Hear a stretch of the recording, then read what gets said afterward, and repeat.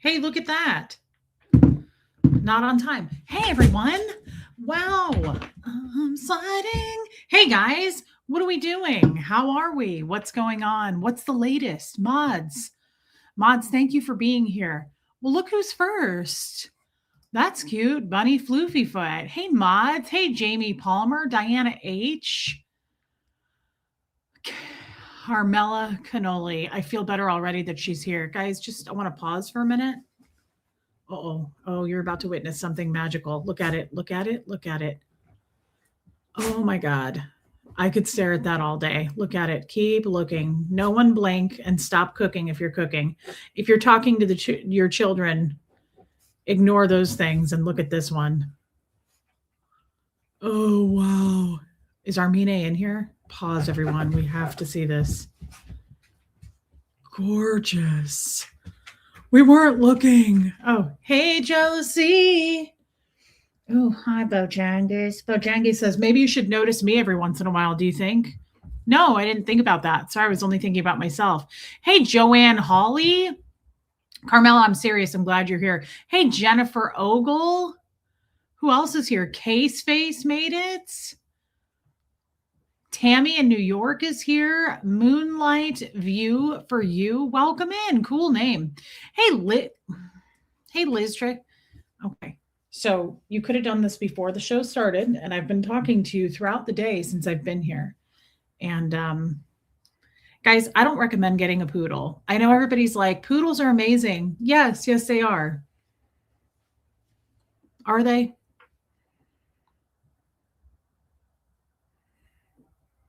Are they? Hey, Heather. SoCal Joy, I'm glad to see you again, and I'm sorry. We're going to get together next time. I'm bummed that we didn't get to hang out more. Puka Vista. Hey, Donna Cooper. I think you guys blocked me on the boat. Well, he'll unblock you. He'll get you unblocked. We know how to do it now. See, I'll check and fix it. We know how to unblock people now, and that's it's a time to be alive. Quite honestly, it's the future.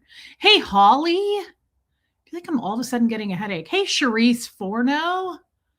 Maybe I need to drink water. I haven't had any water yet today. I brought some. Don't worry, guys. Katie Fulton, Joel Sachs. Hey, Meredith Lynn. Buffy's here. DNV. Dan, the breaking newsman, made it. Hey, just as I am. HBH. Jamie Palmer. Do you remember this shirt? I haven't worn it in years. I just found it in my closet. I got this in the Anthro sale years ago. And you know I love a puff sleeve, but I think this is a large, and I've gone down in size. I'm a medium now, so it's like not quite. I'm just so tiny. I'm just so little.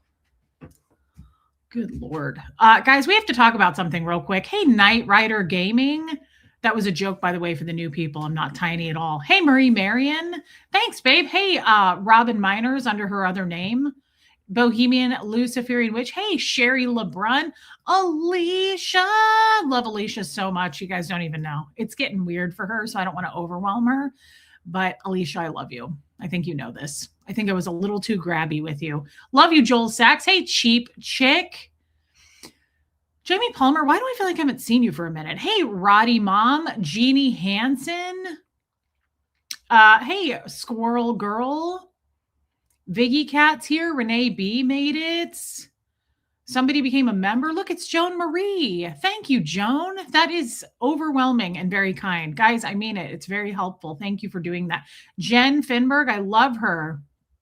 Thank you, Carmela Cannoli. I'm just glad you're here. Hey, Yawn. Thank you, Moonlight View. Hey, Kim Leaf. I know, Kim Leaf. It's a lot. Hey, Aspire to Inspire. Okay, I'm not really behind. Joseph Rapp is here. Reese, your eyes look gorgeous tonight. Dang, girl. Thank you. It's just because I don't have glasses on. You can see them better. Thank you for saying that. Hey, C-Dubs, Jojo. Okay, Jojo, love you, babe. Case Face, so majestic, Gertie. Hey, Bobo, good boy. It's a lot. It's a lot. And it's been a lot of a day. We're going to get into the purpose of the stream, but first I have to share my day with you because I'm upset. And when I get upset, I have to talk it out. I have to have an outlet. You know this. I think I have to sneeze. Hold on. It might not. I can't tell yet.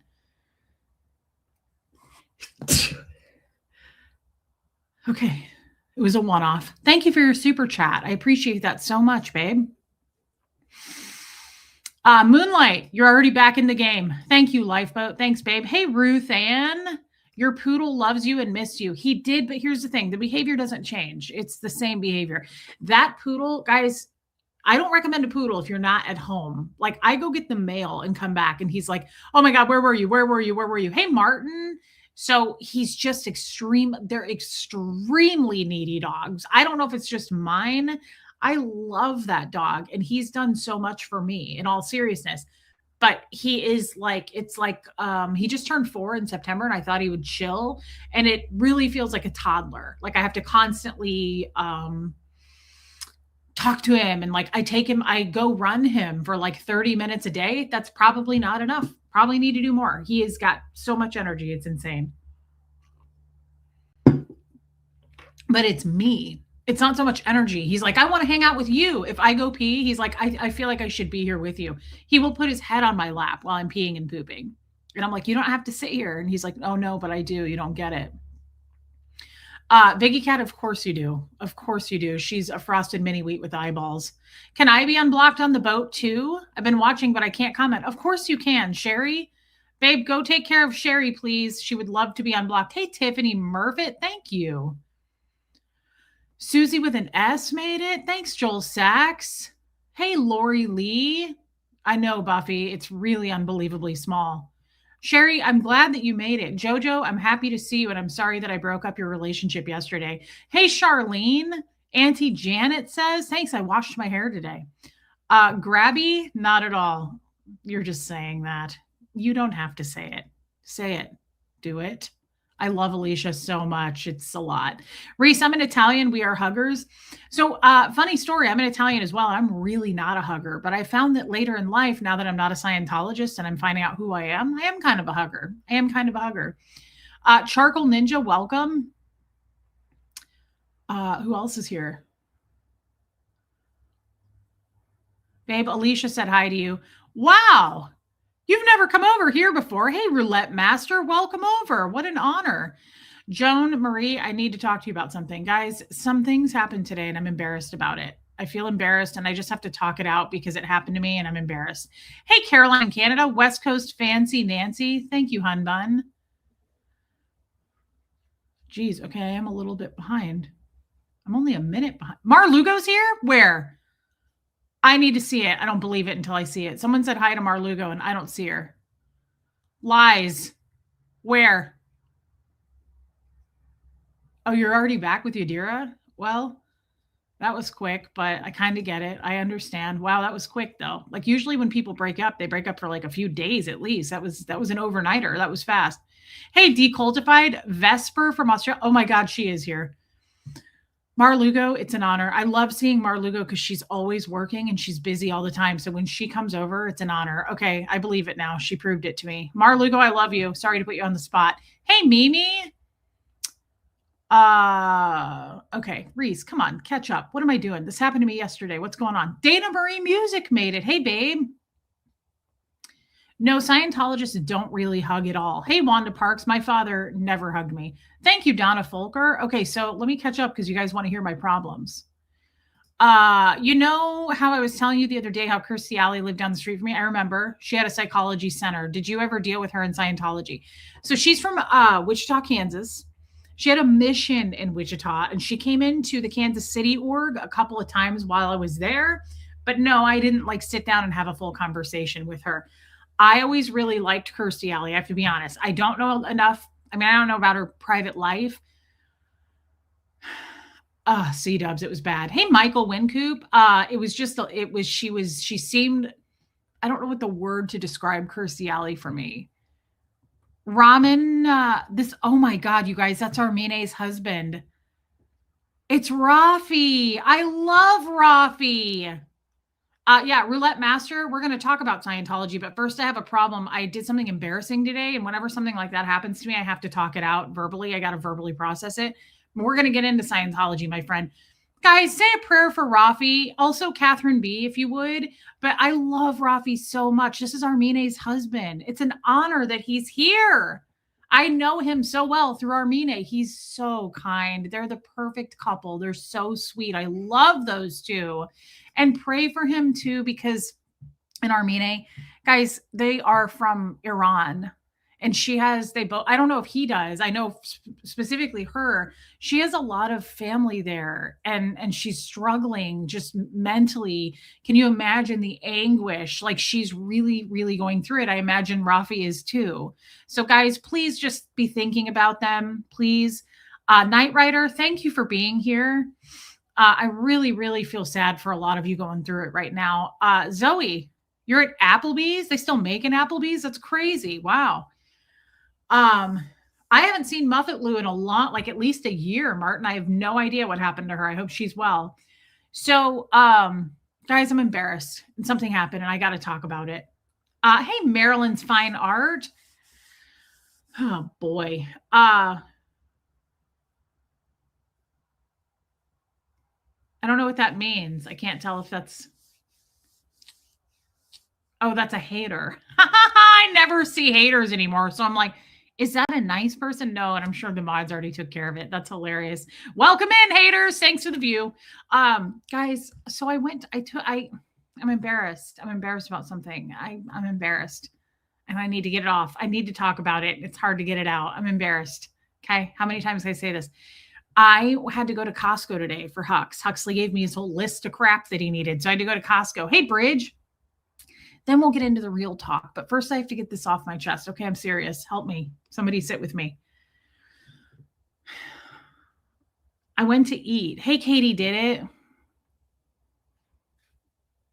I was on the phone with my mom on the way to Costco and it was like 1:00 in the afternoon here. And I was like, damn, I didn't eat. I'm starving. I'm all thrown off from being in LA, like the time. And I was like, man, I'm hungry. And now I don't want to go to Costco hungry. I'm going to just have to, I can't. So I was like, oh, hey, there's a First Watch right by Costco. So I was like, I'm just going to go in and get like a quick bacon, egg, and cheese sandwich. Oh, man. And here's what's not cool. So I walk in, and by the way, I'm no longer afraid to eat by myself. I have no fear anymore of being like, I feel like a girl at the carnival. I'm like, single rider on the Ferris wheel, like table for one, please. Like, I don't care anymore. I'm not embarrassed about it at all. So I walk in and I was like, hey, I'm by myself. Like, I didn't care. And I sit down, and of course there's people all around me that are not single riders, which is fine. I didn't care.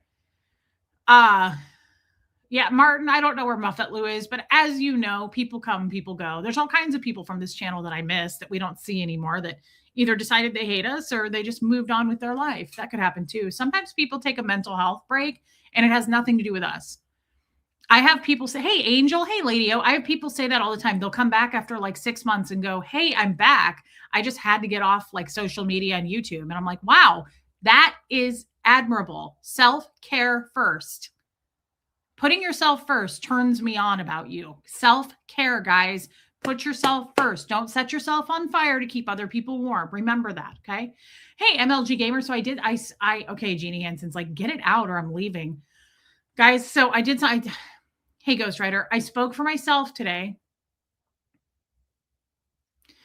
I was at least on the phone with you. I called Tommy. I was so embarrassed. I had to call Tommy and like pretend I was like, I got to have a conversation with someone. You know how I go through the Taco Bell drive-through and it's like, hey, Just Jen, and I order too much. I order like $18 worth of food. So then I hop on my phone and I pretend I'm on the phone and I'm like, what else did you want? Also a side of those little potatoes with extra queso. Geez. And then I'm like, can she also get some extra fire sauce? She's picky. And there's no one on the phone. It's just for me. So it was kind of the same thing. Okay, Roulette Master gets it. I do the same thing if I'm pooping in public. Hey, Raspberry Beret, if I poop in public, I go into a public stall and I sit there and I act like I'm having a conversation. I'm like, Mom, I'm going to have to call you back. I'm at TJ Maxx. I'm like, do you want me to pick you up a candle? Okay. And then when I'm sitting in the stall pretending like I'm talking to someone, I always go like this. I'm like, why am I holding my phone? No one knows. So then I set it in my lap and I just keep talking like I'm on the phone. It works. I'm just telling you, it's a little trick of the trade. So, oh my God, Vesper does that buying cigarettes. Look, see guys, we have way more in common than we don't. Like, why the fighting? We have way more in common. Okay. I have a shy colon. This is what I have to do. Hey, Tennessee girl. So, okay. I sit down And the girl comes over and she goes, "Hi, would you like some coffee?" And I said, "No, but I know what I want. Would it be okay if I order?" And she goes, "Yeah." And I said, "Hey, Shell," I said, "can I get, hey, how are you doing with self-care?" Well, that's why I took myself to breakfast today.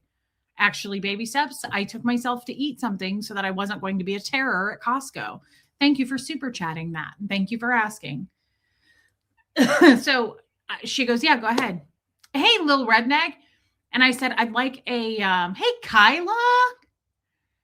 What did I order? There's some drink at First Watch that's so good. And it has like lavender and like pea flower or some shit. It is so good. So I ordered that. And you guys tell me if you get nervous about this. When a server doesn't start writing things down, I get incredibly nervous because I am a very picky eater. Night Rider, wow. Thank you. What a kind thing to say. Thank you very much. And thank you for super chatting it. That is so nice. I'm really glad you're here. Welcome. So I do too. I love lavender. So she doesn't write anything down. And I said, "I'm going to get the bacon, egg, and cheese sandwich." And she's like, "Okay." Like, here's the thing. I can tell if you're not purple haze. That's it. Oh, it's so good. I can tell if you're really good. Hey, Mac, if you're really good at being a server, I can always tell when you don't write stuff down, right? You know what I mean? So, like, if I say I want this, this, and this, they're very attentive and they'll be like, "Sure, okay." And they'll repeat it and they'll be like, "Yeah, perfect, got it, okay." Like, she was not in, she didn't seem like she was all there. Like, she just kind of was checked out. And so I was like getting nervous and I said, "But here's the thing." I started doing hand gestures because I was like, do you have like a pen and paper? Like, I didn't say this to her, but I was like, "But here's the thing." I was like, "I'm really picky about my food." Like, I'm trying to give her hints, like, "Please pull out a pen and paper." And she's like, "Okay." Like, she just didn't care. I was like, "Are you a Scientologist? Are you, you're not a Scientologist, are you? It's okay if you are." I was like, "But are you?" So, hey, Wendy Brewer, this is from the Anthropology sale years ago. And I didn't think it was that cute. I don't look great in patterns, but thanks for saying that. So I go, "I'm really picky about my food." And she goes, "Okay." And I said, "I need the eggs super well done. Like, hey, Amy Edge, like fried. Hey, Sophia." I go, "I need them like fried hard, like really well done." And she goes, "Okay." I said, "Like no moisture. Like my eggs can't be ovulating. I can't have any moisture in my eggs." Okay. And she was like, "Okay."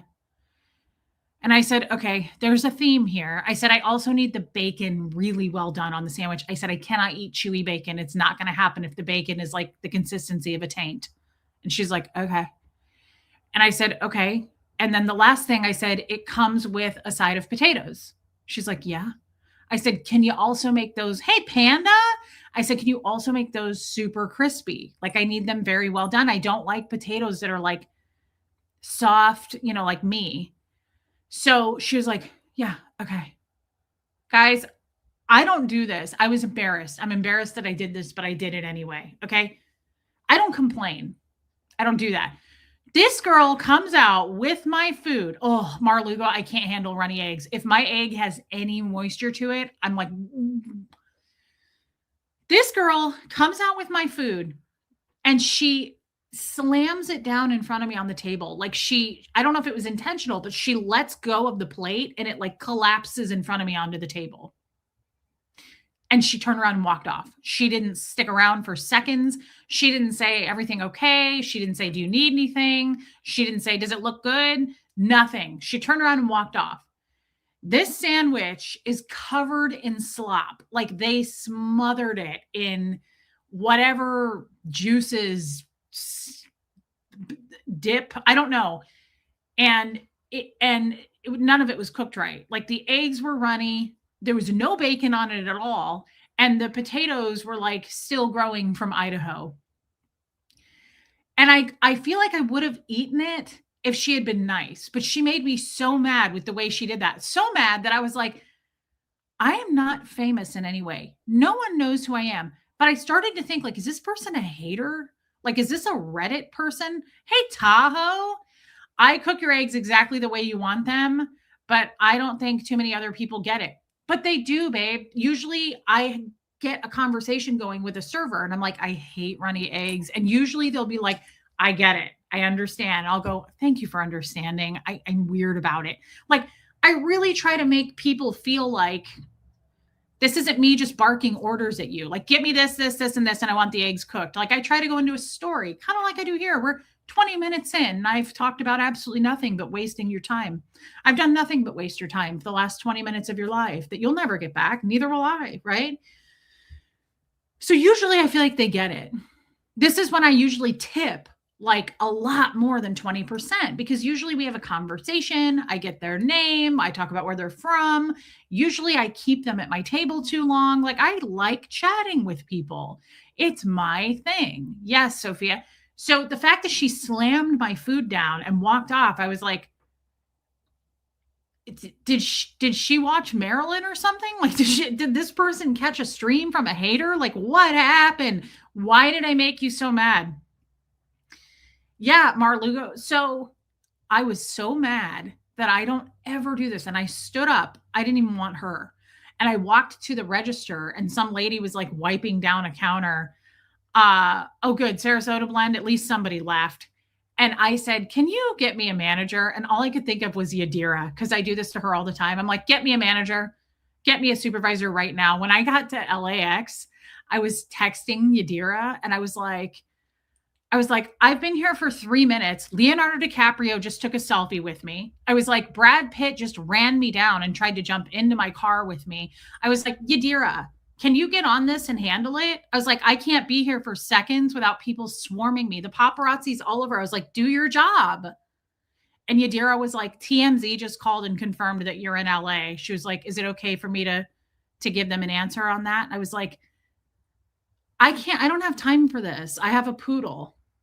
Okay. Like, I have grooming appointments that I need to keep up with my dog. I don't have time for this.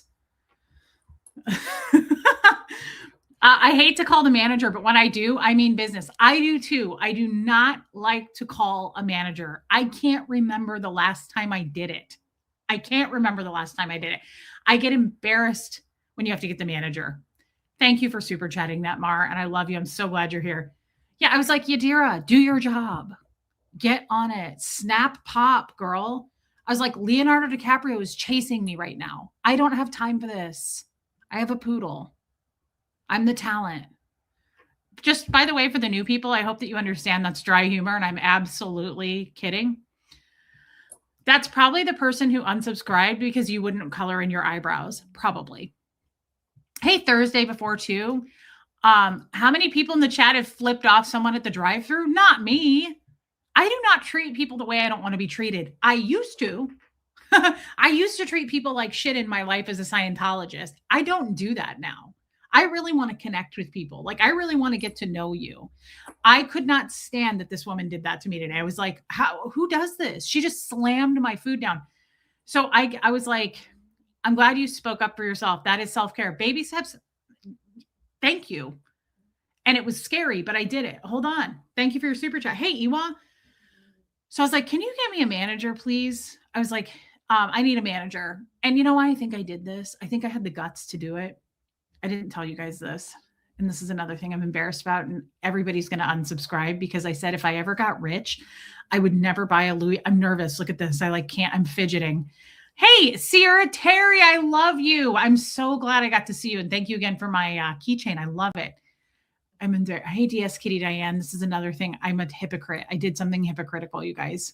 I'm embarrassed right now. I'm so embarrassed that I'm feeling this nervous. I went on Hollywood, the Walk of Fame where the stars are. And I always said if I ever was a millionaire, I would never carry a Louis Vuitton bag because I just don't care about them. I bought a fake Louis Vuitton wallet for $20. And I feel really cool that I have one and I get it now. I'm like, oh my God, I want a real one someday. I don't because it looks exactly the same to me and I don't give a shit about reals versus fakes. But I'm embarrassed because I said I never would. But I got one because it was $40 and I was looking at it and it was pink. It had a pink button. It was so cute. And the guy was really nice. And I said, how much are these? And I was like, oh my God, I felt so special. I was like, oh my God, I'm going to be a part of this rich ass people club. Like, damn, I live in a trailer and I am riding high. So I said, how much are these? I was like, how much for the fake one?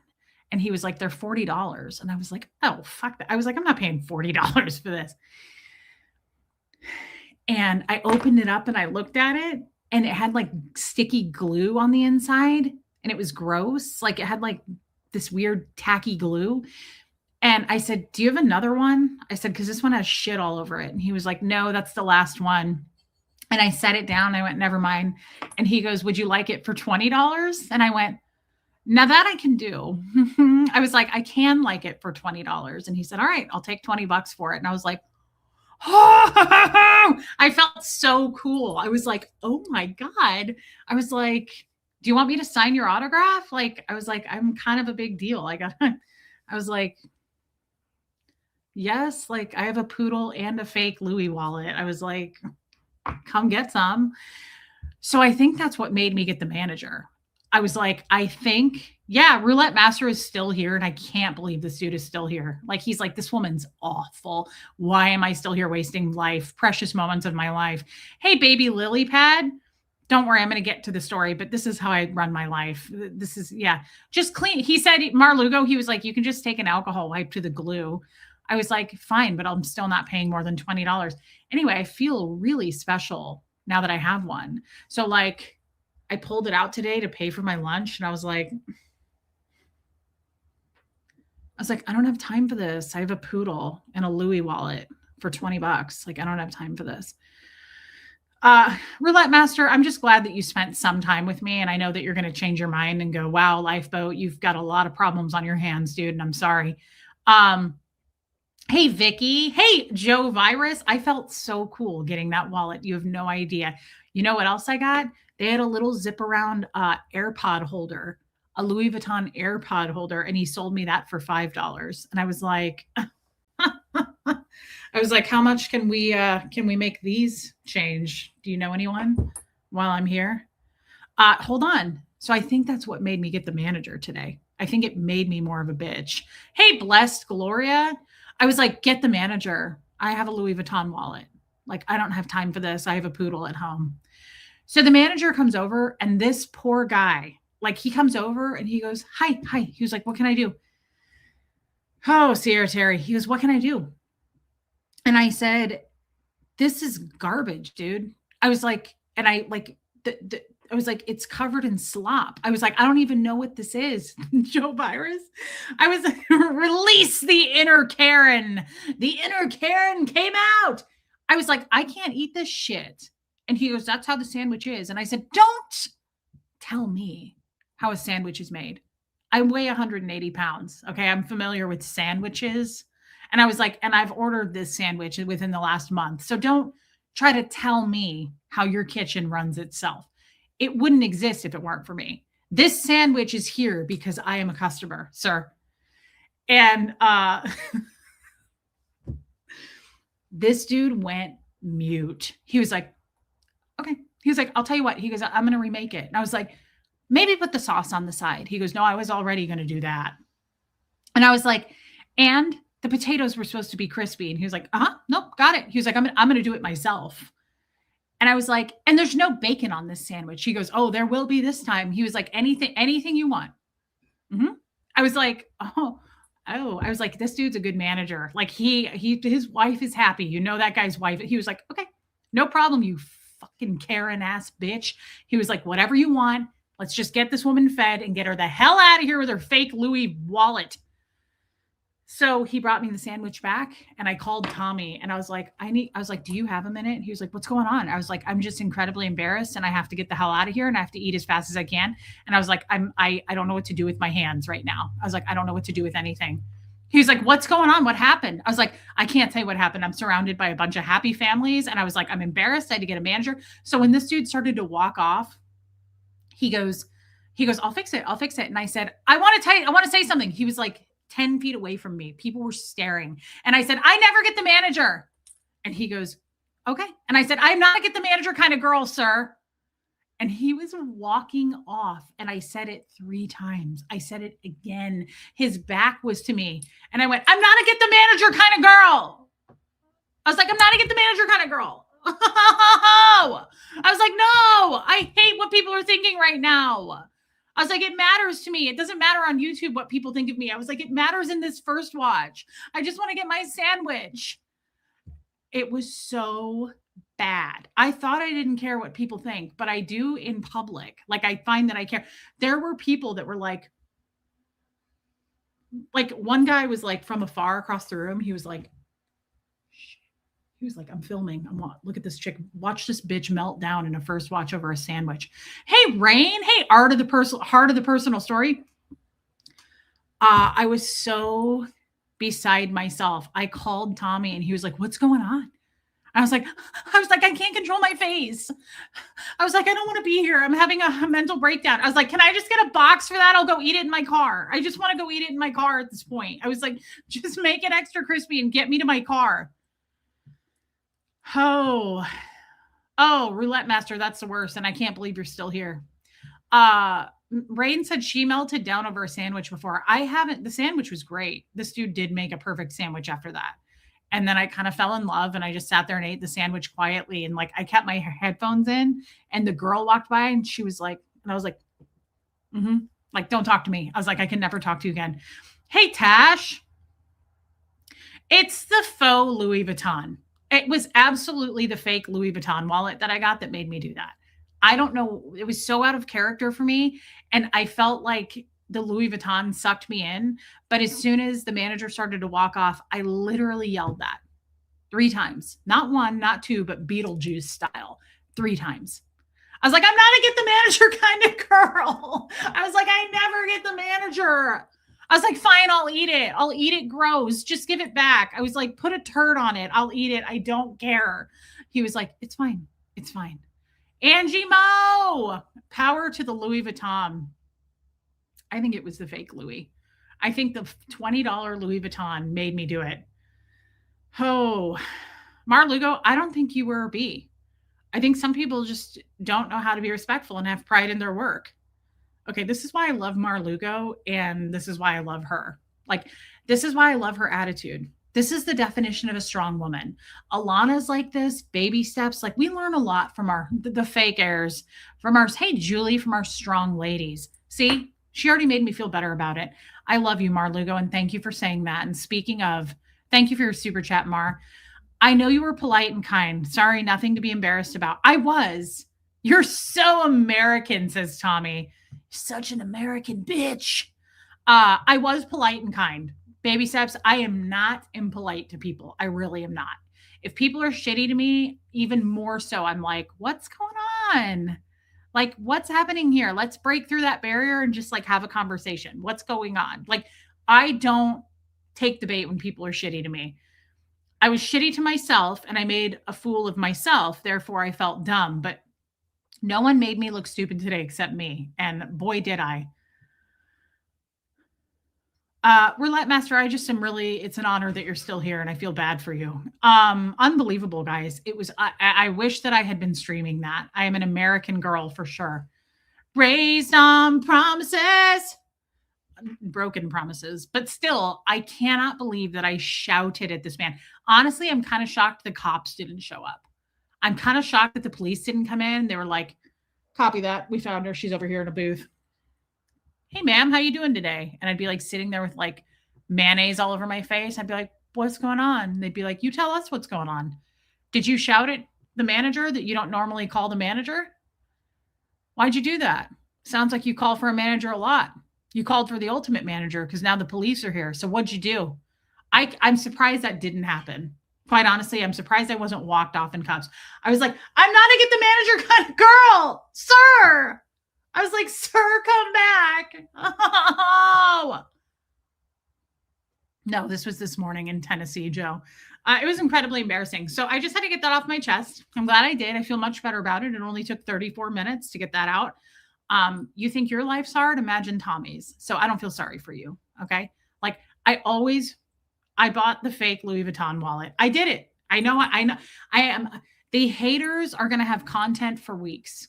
They're going to go wild because I've always said this. If I win the lottery, I'm not buying a fake Louis Vuitton or a Louis Vuitton. Now, I did say this. I would like a vintage Gucci bag. So I'm half hypocrite. Okay? But I know Brian Bolin, I wondered how you were doing. Somebody brought you up yesterday and I was like, I haven't seen Brian for a while. I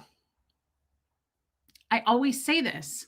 I'm not getting a Louis Vuitton. I don't care how rich I am. I fell for it. I fell for it immediately. I was on this Hollywood Walk of Fame thing and I saw the guy in the dirty booth with the guy holding a big boa constrictor. He was like, "You want to take a picture with my big snake?" Some creepy guy on the Hollywood Walk. And I was like, "I don't, but I'd like to look at that Louis Vuitton wallet." And hey, Mama Bear. And now I'm embarrassed. I'm so embarrassed that I did it. I was like, I'll take it. I felt like such a hypocrite. I'm such a liar. They're going to come back for me. They're going to come after me now. All the haters are going to be like, Reese buys fake Louis tonight at 11. Tune in. Speak up for yourself. Speaking up for yourself is growth. Sometimes you got to get the manager, Nancy Jane, and a supervisor. It comes with rising self-worth. Guys, this is validating. So what you're saying is what I did today was not that big of a deal? Is that what you're saying? Like, what I did wasn't the worst thing. I never raised I'm lying again. I did raise my voice, but I only raised my voice because the guy was so afraid of me. He was like running back to the kitchen. So I had to yell or he wouldn't have heard me, but I am not a yeller. Ask Tommy. I am not a yeller. I do not yell. Okay. I had to because otherwise I would have had to chase him into the kitchen. Then I really probably would have had the police called and I would be banned from First Watch. I can't have that. I can't have that on my growing list of charges. Hey, Just Joan. Reese bought a fake Louis Vuitton after all that Louis Vuitton speech. It'll be up by 10:30. I know. I broke my own rule. Joanne Holly, I did it. Hey, perfectly me. Thank you for your super chat, baby steps. And honestly, maybe it was okay. I'm holding on to this because I don't want it to hit my desk. Maybe it was okay. Maybe it was okay what I did. Hey, Lisa Palmer. Hey, Heather Rhodes. I'm not aggressive with people and I really don't get the manager. That is the last thing I want to do is get the damn manager. Were there too many diamonds on your slippers? Get me a manager, Joe Virus. Do it now. Yeah, you should have seen me barking orders at Yadira. I was like, where is my limo? I was like, Yadira, if you don't do your job, there are hundreds of girls that are lined up that are willing to do it for you. I was like, Yadira, TikTok. Okay, let's get this done. I don't want excuses. I want results. Thank you, Just Joan. I stayed classy. It was pretty awful. I was incredibly embarrassed. Was the sandwich bad? It was terrible. It was covered in like this delicious sauce. It wasn't good sauce. It was a delicious spicy garlic sauce, but it was so bad that the bread was like falling apart. Like it was like slop. I tried to pick it up and my fingers were covered. It was like falling off of the sand. No, I can't have that. I can't have that in my life. That's just a lot of negativity that I can't allow in. Hey, Leslie, I thought of you when I put this shirt on because it's an anthro top. I know, Rachel Stone. I know. My niece is a waitress, said when she has a woman with a Louis Vuitton purse, she knows she won't get a good tip because she said they have to pay for the bag somehow. That's depressing. I still tipped. They didn't like take anything off. I had to pay the full price, which I didn't care. I wasn't concerned about the money. I wanted the food to be right. So I paid for that and I tipped her 20%. I did not tip above 20%, but I gave 20%. She sucked. I couldn't stand her. I have a fake Louis Vuitton tote bag was given to me for a birthday gift. See, I don't know the difference and I don't care. Can promise you this. No matter how rich I ever become, which let's face it, this is probably as good as it gets, but I will never be one of those women that's like, get me a Louis Vuitton. And I wouldn't care if it was real or fake. I mean, it would be cool to have a real one, but I could never tell the difference. I know nothing about Louis Vuitton. I don't care about it, but I felt pretty damn cool getting that thing. I got to be honest. Like, I was feeling pretty neato, gang. I was like, damn. He was like, would you like it for $20? I was like, I felt like it was a drug deal. I was like, yeah, give it to me. I was like, put it in the bag. Put it in the bag. I was like, here's the 20. Are we square? I was like, yes. And I ran off Hollywood Boulevard or wherever I was. I just like took off. I was like, how much for the fake Louis? Give it to me. Don't tell my channel. I was like, don't tell anybody you saw me. Yeah, Donna Cooper, like, I'm not reaching for the stars here. Put the bag in the fake bag and take the money, sir. I was like, take the money. I was getting scared. I thought the police were going to show up. Yeah, that's a good idea, Joe. Yeah, it was crazy. I was so embarrassed. I don't think I've ever owned a fake bag. Felt really cool. Like, it made me feel cool, but I'm telling you right now, I know for a fact that carrying the fake Louis wallet made me get the manager today. No question. That was so out of character. I looked down at the wallet and I was like, get me a manager. Do it now. And that's not me. It's the Louis Vuitton. I don't recommend it. The thing is haunted. It's cursed. It's cursed. It made me get a manager. Thank you so much, Tara. And good to see you, Tara. Yeah, so never again. It came with Karen powers, Kyla. Exactly. It came with some kind of the fake bag. Brian Boland says it made you a dick swinger. Thank you, perfectly me. I'm a big believer in skincare. No fakes there.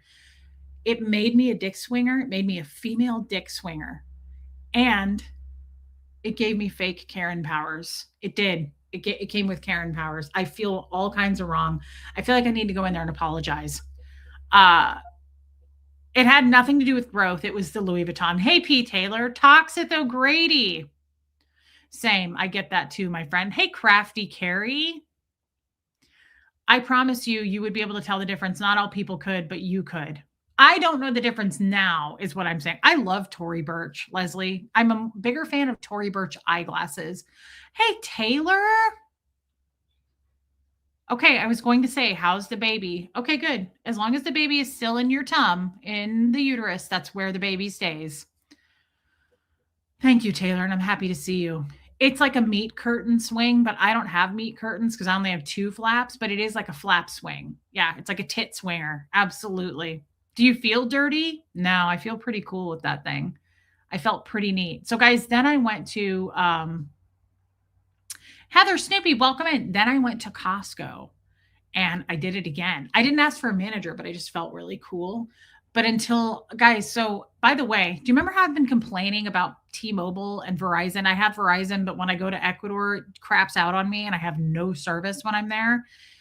And then I got like a major bill. They billed me too much and I've been complaining, but doing nothing about it. Guys, they have T-Mobile people at Costco. I didn't know that till I looked up with my eyeballs today and saw them and paid attention. And I was like, I felt so stupid. I walked up to these 2 guys wearing T-Mobile shirts and I went, are you guys really T-Mobile or are you the fake kind? Like Starbucks people in a Target or like Starbucks people in an airport. Hey, Jamie Castro, they're not really Starbucks. They're not really baristas. They work for Target. Like, it's not the same damn thing.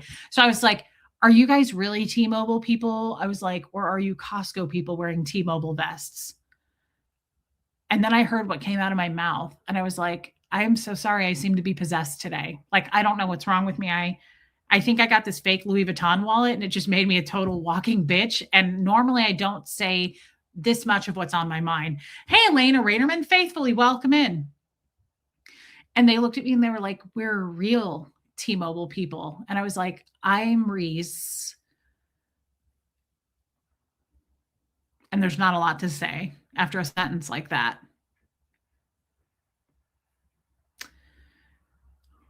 And I said, I have questions, but I don't know if I've crossed your boundaries to the point where like, I don't know. I don't know if this is an appropriate thing to even start a conversation at this point, because I just asked if you were a fake T-Mobile human. Alicia, California may have rubbed off on you. Alicia, it's true. Oh my God, it's true. Suddenly I'm Kris Kardashian or whatever her name is. So yeah, I said, are you guys like real T-Mobile folks? And they were like, yes. Hey, Barbara, wait, we are. So I just want you guys to know, if you need to switch companies, do it at Costco. Here's why. This is kind of cool. I'm going to switch to T-Mobile. They're going to buy out me and Huxley's plan. We're going to get new phones, which will be amazing for streaming. But with each phone, just because you're at Costco, they give you a $150 Costco gift card. I was like, if I don't do this, I'm going to lose money. I love you. I've got words, and I'm sorry you're having a tough day, babe. I was like, if I don't do this, I'm going to lose money. So I haven't done it yet, but I'm going to sign up in a couple of weeks when I'm in the middle of my billing cycle because I don't want to be billed twice in a month with 2 different companies. But I thought that was pretty cool. And I know you guys don't care, but I thought that was pretty great. But then what happened was, guys, this is what's crazy. This is embarrassing, and I need to get it off my chest. And then we'll get into the real show, which I don't have one. I'm just going to kill time for 2 hours like I normally do. Yeah, Sierra Terry, she sure does. So I get Huxley gives me his list, right? He needs grapes, cheese, cottage cheese, eggs, milk, chicken. So I get all those things. And of course, I threw in some cookies for myself like I normally do. And I get out to the car and I load up the back of my Honda and it's raining. So I took my purse off and I flung it into the front seat and I closed the hatchback of my SUV and I go around to the driver's side to get in and it's locked. And I was like, how does this happen? The key was in my purse. And I was like, oh my God. I started panicking. I was like, I can't be locked out of my car. I was like, it's raining. What am I going to do? I can't be here. Like, I have a fake Louis Vuitton wallet. This isn't going to happen. Right? I have a poodle. Okay. Pamela, that is so nice, babe. Thank you so much for the super sticker. I really appreciate that. It helps. Thank you. So just to make matters worse, thank God the back of my car didn't lock. So I opened the back and I had to climb through to the front of my car. I'm 41 and a half. So that kind of thing isn't really as easy as it probably would be for like a 6-year-old. I was making so much noise. I was like, ow, ow, my knees. I was like, oh, ow, oh. I was like, my hand. I was like, somebody help me. I'm stuck. Like there was a guy next to me in an SUV and he was watching me like crawl into the front of my car. So like, it's already bad enough what happened to the poor first watch situation. I had to climb into the front of my car. I just wanted to share that. Again, I had to get that off. I'm just embarrassed. So I get into the front of my car and I sit there before I leave and I looked at my receipt to make sure that I got everything I needed. And I look at the receipt and it says sour cream. I didn't get cottage cheese. I got sour cream and they look the same. They're in like giant containers. I had to go back in, return the sour cream, go back to the middle of the store, get the cottage cheese. The point of the story is, guys, patience is a virtue. And hey, Kat, I did not flip out. I was not a Scientologist about it. I went in, I stood in line. I stood there for like 20 minutes. The line was crazy long. I had to return that. Brian Boland, thank you for making me feel better about my life. I realize I'm as deep as a puddle, but money really does turn me on sometimes. So thank you for gifting memberships. It helps everyone and it just gives me a little hit of dopamine, if you will, Brian. And thank you so much. Yeah, sour cream is delicious, but not a 6-pound tub of it. I don't need that much sour cream. And it was for Huxley. I didn't get his cottage cheese, so I had to go back in and do that. Brian, thank you for gifting those. That was very kind of you, my friend. So that's all. I just needed to share that and get it out. Thank you so much. I was so embarrassed to climb through my car. You have no idea. In the rain, like what that looked like. I don't want to know what it looked like. Hey, Michelle Dry. It's really for your Louis addiction. Yeah, now I have a Louis Vuitton. Who is Huxley? Huxley is this homeless kid that was he was Forrest Gumping it. He was walking from California to Washington, D.C., and I found him.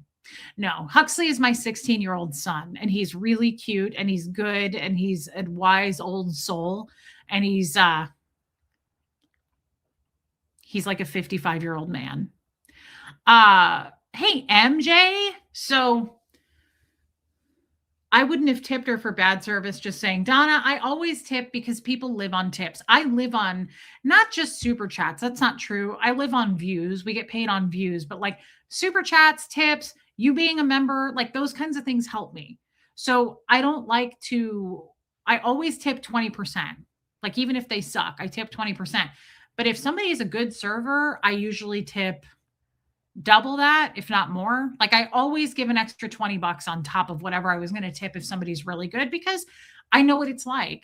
I know what it's like, and you don't have to do it. I want to do it. So it's that kind of I really do like to tip. I like to tip people. It's kind, they appreciate it, they rely on it. I get it. So anyway, guys, neither here nor there. As you were crawling over the seats, were you wearing a dress? No, I had jeans on. No, I had jeans on today. It's kind of chilly today, so no, I didn't wear a dress. Oh, Yadira, Yadira, too little, too late. TikTok, Yadira, TikTok. I tip Amazon delivery drivers, FedEx, UPS, everyone who does something for me. Michelle, so I used to do in my old house, I didn't tip them money, but I would always have like a little basket of like chips, cookies, water, and I would give stuff like that to delivery drivers. Like I would sometimes leave it out at my front door and be like, here's something like if you need a snack or something like that. You would have to be a horrible server for me not to tip 20 to 30%. Yeah, to Neil Brown, I always tip. The bare minimum for me is 20%. I would never go below that. But I always like to tip way more than 20%. And I typically do because I don't eat out hardly at all, maybe 3 times a month. So I want to be able to people live on that. That's what they live on. Guys, so neither here nor there. I'm sure our roulette friend laughed. He was like, F this channel.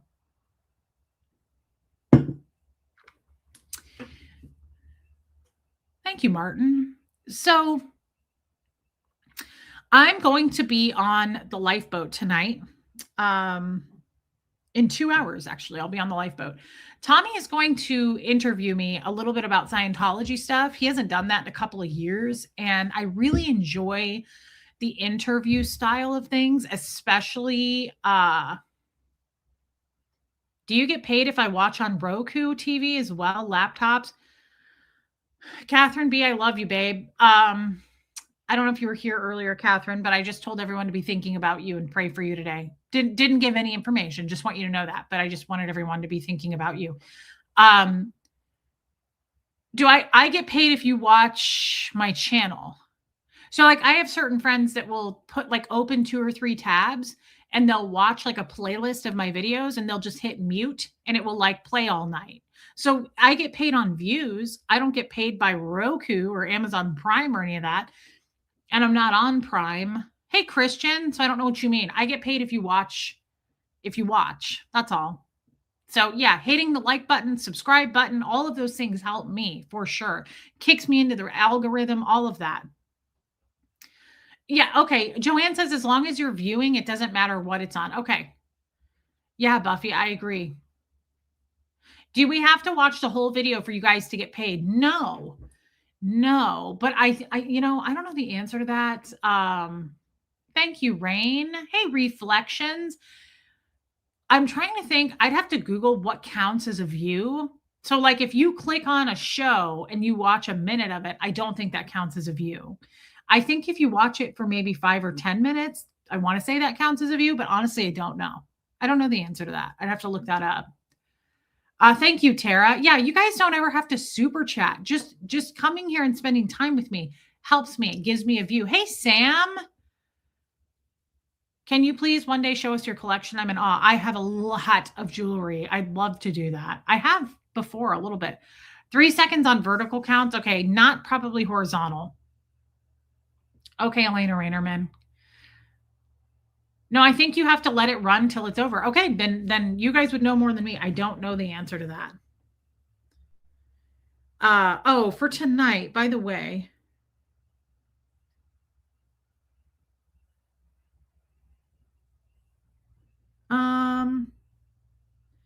Take out the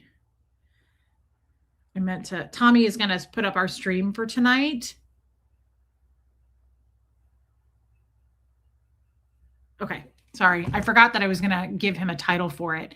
So I'm going to be on the lifeboat tonight in a couple hours.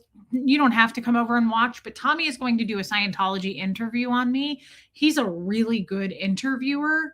And I love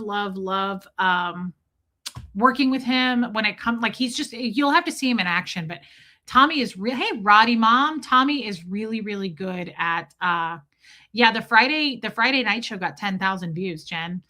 He's just good at interviewing. So we're going to do a stream over there. And he's going to talk to me about the Friday night show and the things I experienced. He does, Julie. He's very, very good at it. No, you don't have to, Michelle. I honestly, guys, I'd have to Google it.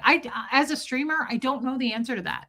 I don't know the answer to how a view works. You seem to know more than me. Wow, Samir, that's incredible. Thank you for being a member over there. He is Sherry LeBrun. Are you going to simul stream? No, we don't simul stream. We never do that. I'm just going to go over onto the lifeboat and he's going to just do some kind of a show about it. He's got his questions already ready to go. And I just enjoy that. Sometimes it's fun to stream with a person. So I'm going to do that tonight. But guys, I just want to say, like, I've been thinking about this a lot. And I'm not done. Like, we're probably going to talk about this most of this week. There's so much going on. You know how Liz Trix said how I think? By the way, is she here tonight? Where is Liz Trix? She's probably busy tonight. Hey, Haley's Hobbies. My mind does this. It's like dropping a marble, and I dissect and I overthink until finally it drops and I get it. I'm going to be overthinking that for probably at least a week. Hey, Jackie C, and just kind of different angles, different questions to what happened and unraveling. Liz is here. Okay. Friday night. And I guess what I mean by that is the reason I titled this video Susceptibility to Manipulation. Tommy is sending me a thumbnail.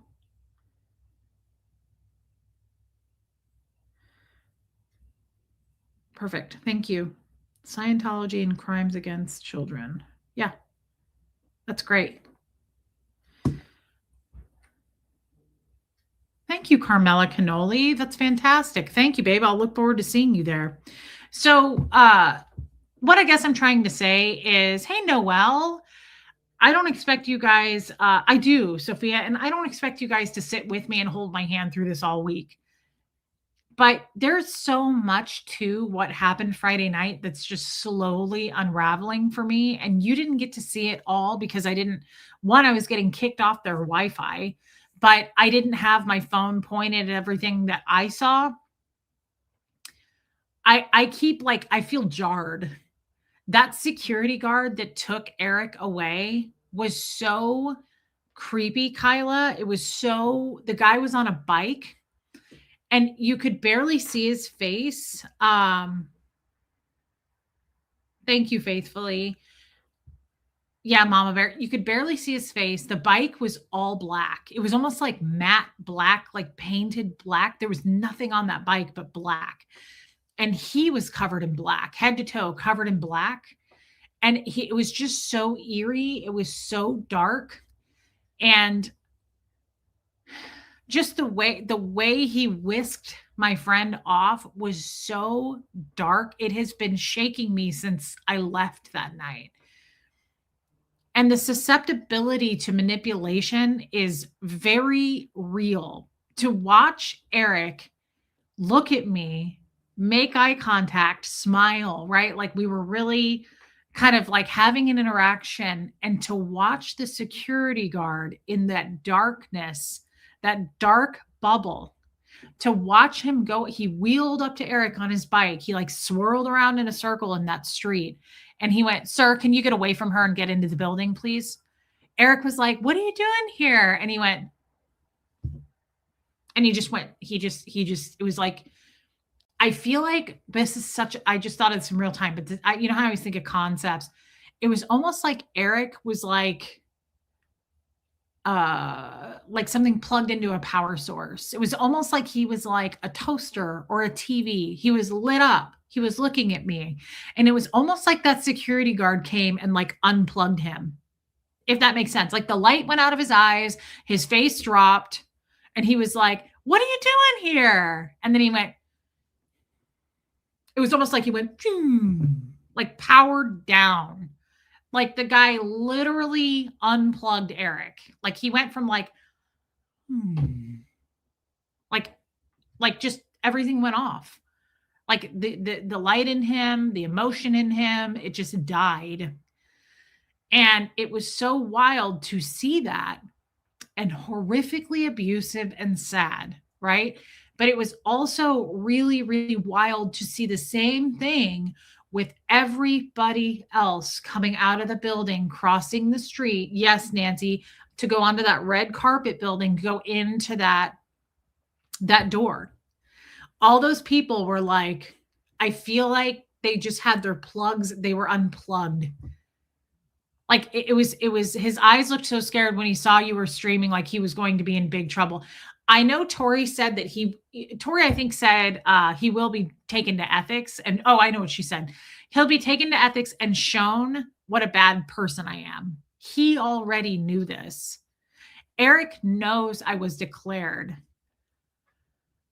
Skeeter, does Scientology track what you view on your phone and computers? I don't think so. They might with a Sea Org member. If a Sea Org member has a phone, I don't think they would do that with a normal non-member, like a public, but I don't know the new rules. I don't know.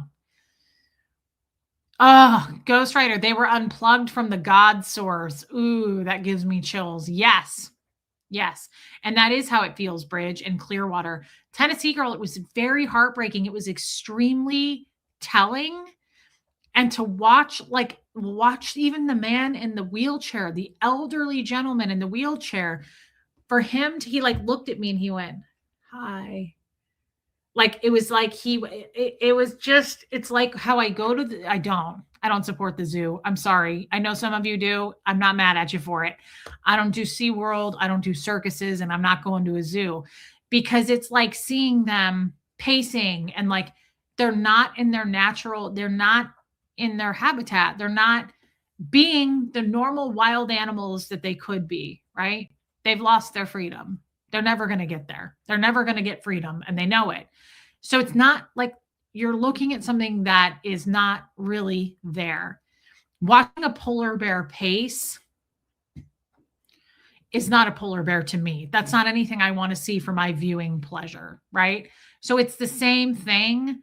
Purple RN, do you still have people spying on you at your home? Interesting question. So I have seen in the last couple of weeks, I have a long driveway. I have seen 2 separate cars pull up into my driveway, roll their window down, and take photos. So I'm guessing yes. Yeah, Tahoe trinkets. So it was the same thing for me to watch those guys. It was like the pacing polar bear. Like they were literally like not being humans. They were looking straight ahead and they were scurrying into a building. And Sierra Terry she nailed it. Yeah, she got to be there with me up front and center. I'll always have a free hand for you to hold. Oh my God, I love you, Joanne Holly. I know you will. Thank you for that. I love you. And I know that about you. I know that about a lot of you. Thank you for saying that. Thank you for your super chat. I have no doubt. Joanne Holly is just a sure thing for me as far as my friend. I have no doubt about you. Thank you for your super chat. That was really nice of you.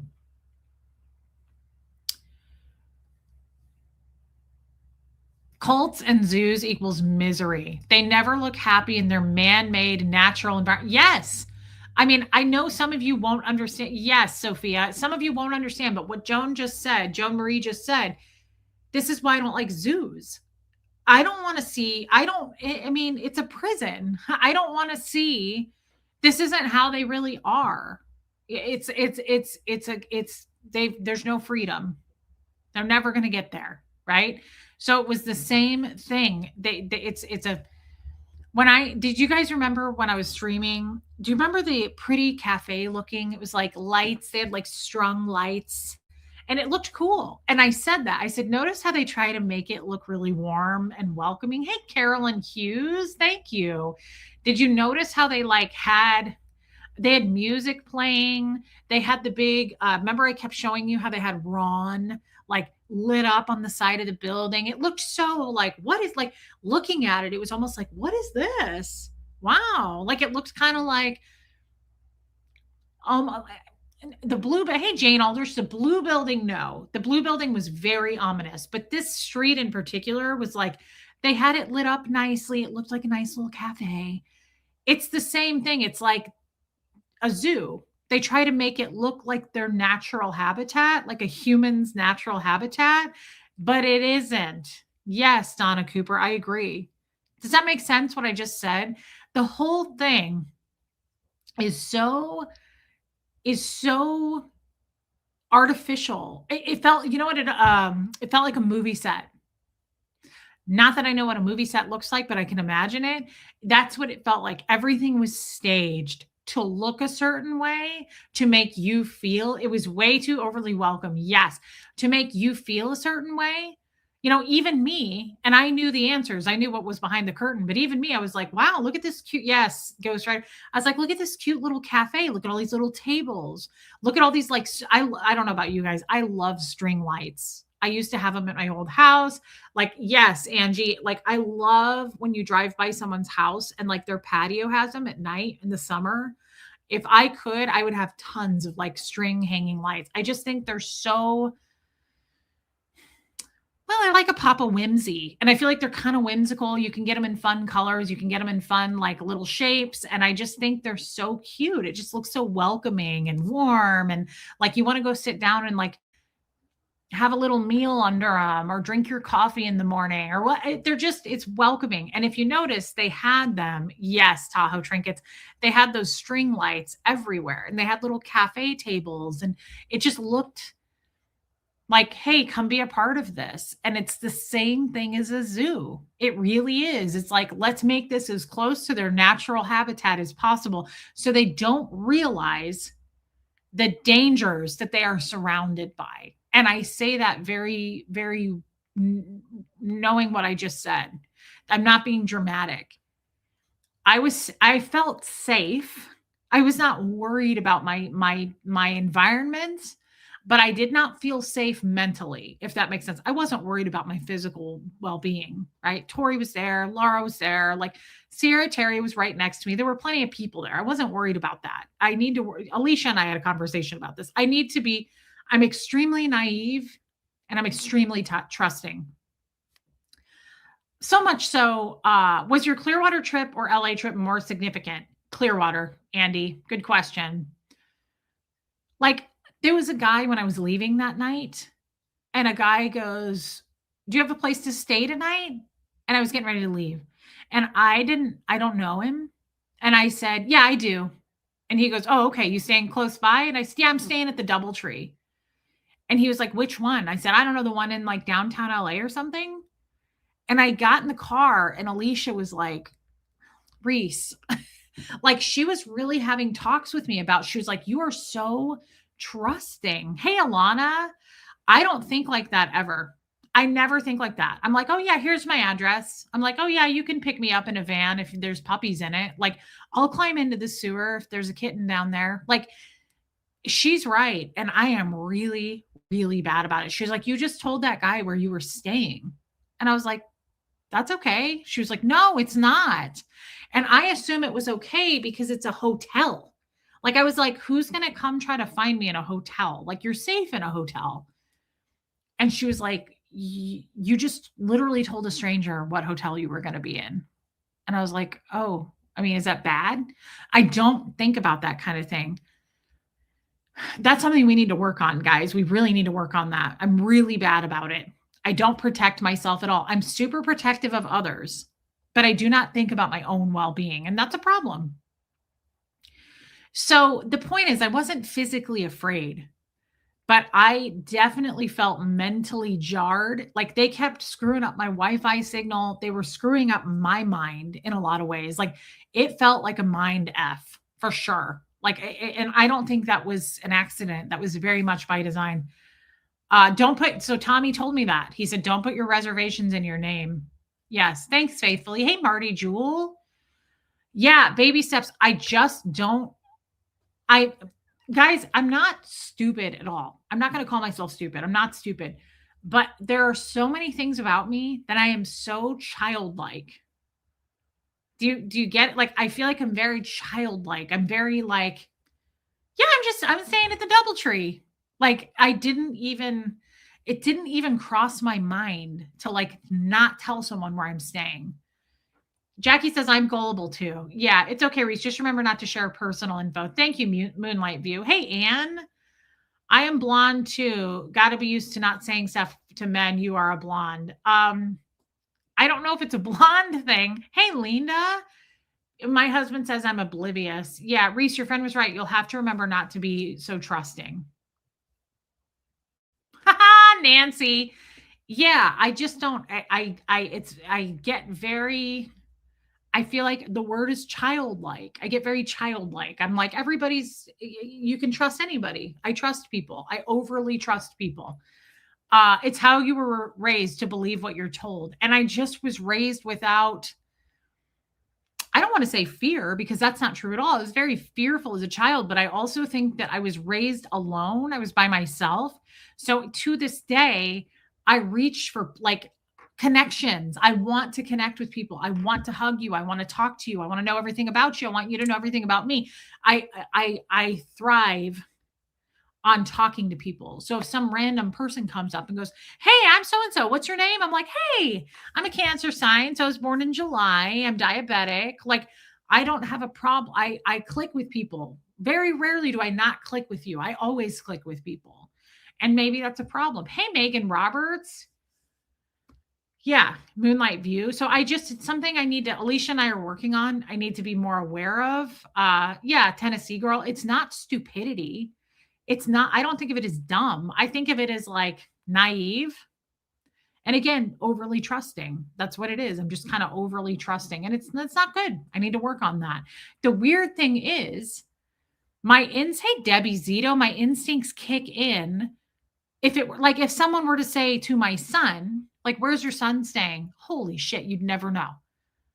The only time I ever lie on my channel, I don't ever lie to you guys. I will lie any day of the week about my child, if that makes sense. I'm not going to tell you his whereabouts. I'm not going to tell you what he's doing. Like, I protect him in every turn that I possibly can. Right. Like, there have been times where I've been like, Huxley's here and he wasn't there because I don't want people to know the whereabouts of my kid. I have no problem lying about what is going on behind the scenes with my son because I will protect him. Like I don't lie to you guys about anything else, but I'm definitely going to if I have to lie, I will. I don't have a problem lying to protect Huxley. You need to be aware of what goes on around you. You have to be careful and alert in all situations. You don't have to live in fear, but caution is important. Yes. Yes. You're right. People pleasing is a trauma response, but I find your openness very refreshing. Yeah, it's well, and it's good to talk about it, Tahoe. Hey, Kim is blue. I was wondering where you were. Uh, that's so sweet. In my world, you are a pop of whimsy. That is a big compliment, Jane. Thank you for that. Um, what did you? It's refreshing. Here's the thing, Tahoe. It's also good to talk about this stuff because other women, especially women, might need this lesson too. So I'm glad that we're talking about it tonight because there are people, I know I'm not the only woman that's like, oh, I'm staying at the Doubletree, right? Like I didn't even think about it. I didn't even think about it. And so that is a lesson to other people who have that same issue as me. And it is an issue. It's definitely an issue. And I'm so glad that Alicia and I discussed it because she's absolutely right. She's absolutely right. Like I am more than happy to just give up information about myself, and I need to not do that. I do too, Martin. Thank you for saying that. Hey, Cliff Ann, do you carry a personal alarm or something similar? Have your phone set so if you're being followed, you can call 911 immediately. I don't know how to do that, Julie. I do have one of those personal alarms, but I don't have it on my keys. I actually should do that. I should do that. Um, it's an open carry state here in Tennessee as well. So there's that. Like you can protect yourself as well. Hey, Toby. I was so naive too. Not anymore. Not everyone is there to help you. Donna Cooper, she's so right. I assume I trust. I'm very trusting. I am overly trusting. And not only am I trusting, I will give you many, many, many, many, many chances. So like you can F me over. And I'm like, strike one. You can, Charisse Peters, welcome in. Hey, Marsha Laird, I give people many chances. I am over the, yeah, it drives me crazy. Thanks, Alicia. Tommy is the opposite because obviously he was a well-rounded criminal. He's a retired criminal, so he knew how to say what he needed to say, right? To be a criminal and get people to trust him. And so I get that. I Tommy is not the first person, nor is Alicia. I had a friend who is a retired police officer, and she said, she was like, I can't hardly watch your channel because you're so overly trusting. It's a problem. Thank you, Alicia. It is a problem. Guys, all I can say is I'm working on it. I really am going to take it more seriously. I really, really am going to be more aware. I'll be more hyper aware of it. I wish that I was near Tommy, or I wish I had a friend like Alicia, like close to me. Like, hey, Brock, I if that makes sense. Like I wish I had people. This is why I want to move eventually because I really really hate being isolated here out in the middle of nowhere. I loved California because I made so many friends. If I could be around baby steps all the time and Stacy Toms and Alicia and Karma Charms kittens and Tori and Laura, like it was so great to be surrounded by all those powerful, very strong women. Kim is Blue is overly cautious. I'm the opposite. You were raised to believe nothing would happen to you unless you pulled it in. Yes. So if you don't pull something in, you'll always be safe. That will take time to unlearn. You've learned so much already. Proud of you. That is a really interesting point. She's right. But to be fair, as a Scientologist, love you, babe. I'll see you in about an hour to stream. As a Scientologist, guys, I also was extremely naive. Here's a, you make a good point. And Helena, thank you so much for the super chat. And Susan P, I love you. Thank you for being a member. You don't have to do that. But thank you, Susan P, and I love you. Helena, you make a good point, and here's why, guys. In Scientology, it was the same way because I mainly hung out with Scientologists. Did I enter into the real world? Yes. That was a shit show, especially when I married Jeff and met all those jesters, right? But before that, like prior to that, my life in Scientology,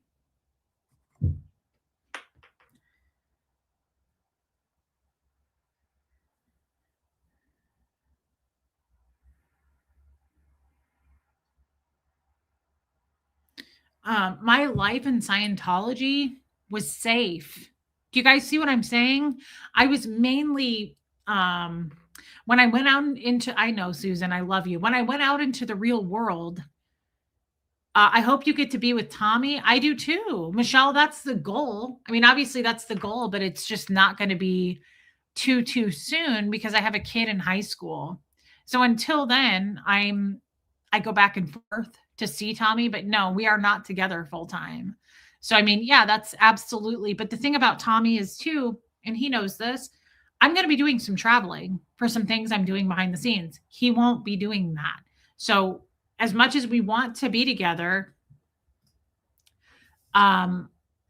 Miss Sunrise Dawn, thank you for being a member. I love you, babe. That's so not necessary. Thank you.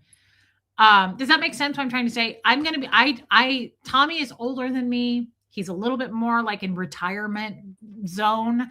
I'm just taking off with some things I need to travel for. So we are apart. It's just the way it is. We are what do you call that? A long distance couple. It just is the way it is. But I try to see him as much as I possibly can. I am trusting, but also aware of giving too much info. But I don't think I'd want to live my life being and trusting of everyone and everything. I'm going to look on the bright side, maybe naive, but okay. That's a really happy medium. Debbie right there is trusting, but aware of giving too much info. I am not married to a woman. No, Glasgow. Reese, though, I slayed dragons in my younger years. You are okay. Just add a few safety features. Okay. Mama Bear, I love that. That's what Debbie's saying. Like there's a happy medium. I am never going to be a person who's not trusting. That's just not my style. I'm very trusting and I give people, yeah, Moonlight View. I give people the benefit of the doubt all the time. And I give people more than one chance and opportunity. Yeah, Debbie. And so I am not a cutthroat kind of person. Scientologists are that way. They're very one and done. They're very cutthroat. I've never been that way. I definitely try to be more understanding of people, what they're going through. You have to meet people where they're at too. And there's a big issue with that. I feel like in this world where you set expectations on a person that they were never going to meet. So who's letting who down? That's how I look at that. If a person doesn't meet your expectations, are you supposed to be disappointed in them, or should you be disappointed in yourself for setting an expectation that they never told you they were going to meet? Does that make sense? Like I find that that's a big lesson that I've learned. I put people where they're at in my life. I put them where they belong, not where I want them to be or not where their potential is. I definitely want to meet people where they say they are. I don't want to set a standard for someone and go, you were supposed to meet me here and you're down here. That's not their fault. That's my fault for not meeting them where they are. Reese, I think the best thing is to channel your inner gut feeling when you meet new people. And that's something I really, really trust. I really go off of how people make me feel. And that's another thing, Jan, is I've said this. To me, the true test, the true currency for the worth of a human being to me is how safe and comfortable do you make me feel? That is, as much as I was joking about it today in the restaurant, the story I was telling about First Watch, I really felt like I made people feel uncomfortable by being like, this isn't right. You need to remake it, like getting a manager. I don't want to make my space erratic and chaotic like that. So as funny as it was, and I really was like, I'm not gonna get the manager kind of girl. Like I made a joke of it because I dark humor it, and that's my coping mechanism. Thanks, Moonlight View. I don't like to make people feel uncomfortable. I want people to feel safe around me. Does that make sense? I want people to feel safe around me. People are a gift from God when they make me feel safe. Baby Steps was one of them. Alicia was a huge one for me. I just opened right up to those ladies. I felt safe. That is coming from an ex-Scientologist, that's the biggest gift you can give me, is to make me feel safe, because I never felt safe.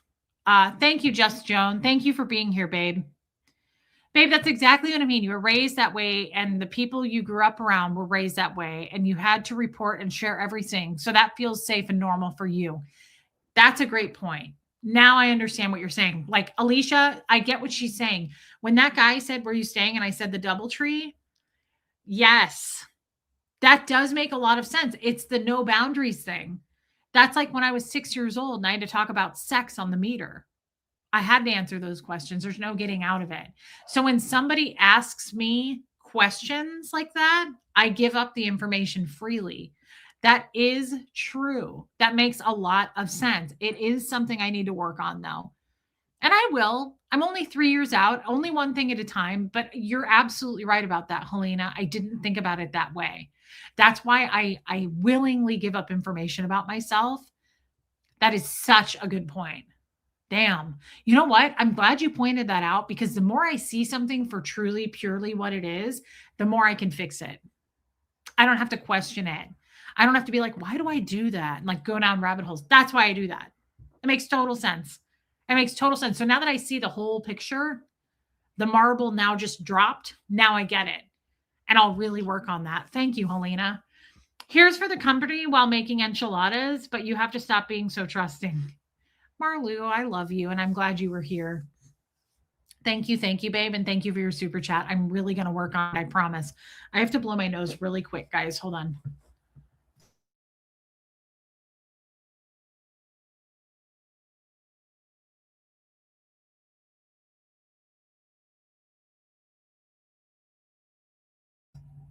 Okay. 2 years. Love you, babe. Love seeing your growth. I love this amazing community. I'm glad to be here and to make this a safe space for everyone. I love you, Shelly Kelly. It's hard to believe this channel in August 1st will be 3 years old. It is hard to believe. I love you, Shelly Kelly, and thank you. Thank you for being a mod. Thank you for what you mods do. I love you guys, and thank you for being a member. It was very comfortable, Baby Steps. Thank you for your super chat. My friend used to tell her daughters, just because someone asks you a question doesn't mean you have to answer it. It's so true. It's such a good point. You don't. And just, I wish there was an Lisa, welcome. Thank you, Lisa. Yeah, I'm only 3 years out of Scientology after 38 years. Um, that is such a good point, and it's something I really want to work on. Hey, if you say so, and I will be able to work on it more. I mean that. Now I can work on it more because I really see why I do it. As soon as I can figure out, you want to know something really interesting? This is so weird, and you guys probably won't care.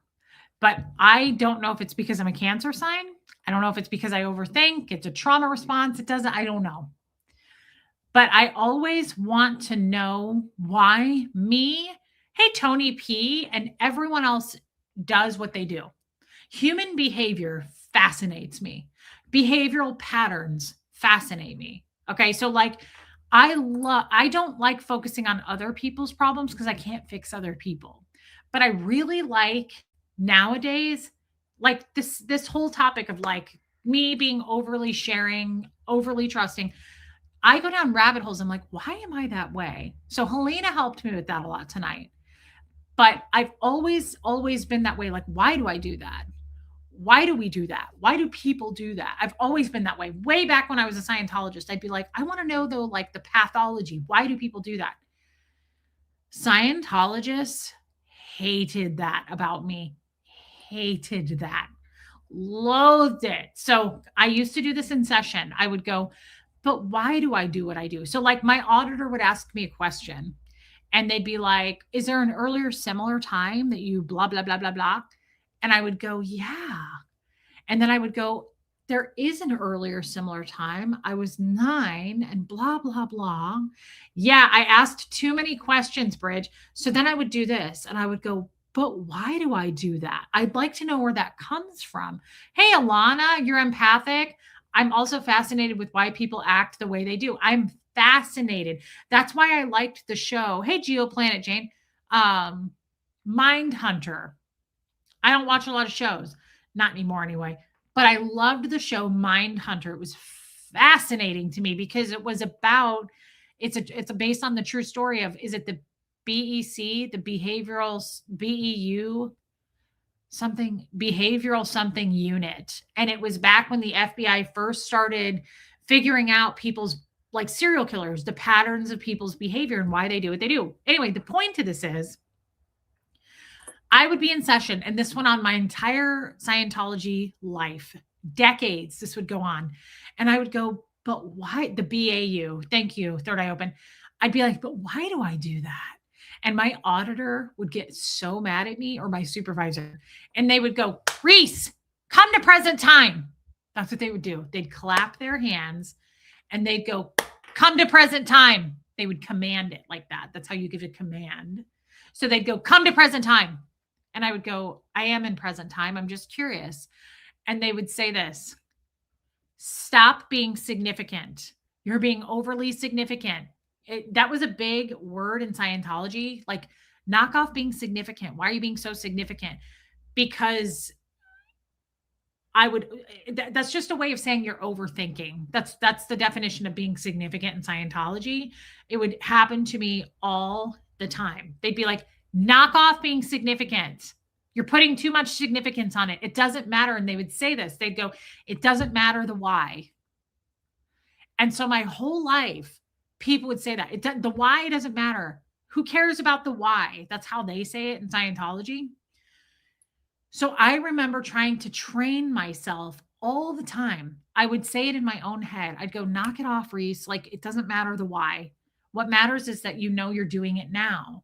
So my entire life, I would do that. I'd be like, the why doesn't matter, Reese. The why doesn't matter. Stop being significant. Like, I would really, really push myself. But it does matter to me now. And now that I'm not a Scientologist anymore, I'm like, yes, it does. It does matter. And you want to know why? Because I heal different than some people. I'm a verbal processor, and I heal when I get to the why. When I figure out, oh my God, it makes total sense why I do that, then I can fully see the whole picture and I can heal. If you don't know why you're stuck on a loop, if you don't understand why you're doing something and behaving and it just continues and the behavior is the same, then you'll never fix it. How the hell are you supposed to fix something? I mean, to me, that's just therapy. That's why I love therapy. I have therapy tomorrow morning. I love therapy because I will sit there and talk like I do on these streams, and I'll go, holy shit. Like it happens to me all the time. And I was never allowed to do that in Scientology. They'd literally clap their hands in my face. They'd go, hey, come to present time. Doesn't matter why. Stop trying to figure out the why. You're being significant. Knock it off. They would do that to me every time. And I would get in trouble for it. I say that a lot. You get in trouble. Some people don't need the why. I get that. A lot of you probably don't. But for me, it's like a form of closure in my own thoughts. Okay, Julie, it's no problem. The capital letters are okay. It's like a closure for my own thoughts. Does that make sense? If I can find the why, then I'm like, oh, yes. Now I see why I do that. Once I see why I do it, I can close the door on it. It's like I hold on to something because I think there's a need for it. Does that make sense? I hold on to something. I have some weird idea that I must, like, I hold on to, when I say I hold on to something, I hang on to certain beliefs because I feel like I can't. Remember when I said to you that in order to heal, we have to let go of the things that made us sick? You cannot heal unless you fully let go of the thing that's been making you sick or the things. I have all kinds of weird belief system. Like I have my own belief system that Scientology taught me from the day I was born. And so every day I unpack some of that. I'm trying to get rid of it and deprogram from it. But all of those things compiled were making me sick, right? Like believing that people are evil in the outside world. I believed that. That's making me sick. If you believe that, that will make you sick because the people in the outside world are the people who saved my life. Funny, right? How ironic. The people in the outside world, all of you guys combined, helped me get divorced, get away from Jeff, move here, lift me up mentally, physically. You've kept me well. So I let go of the Scientology belief that like people in the outside world are scary and evil and criminals. They're not. And that was a belief that I didn't need to hang on to. It wasn't helping me. So it's day by day. It's you feel it to heal it, but it's like one thing at a time. And there's a billion beliefs, right? That I'm programmed to believe. But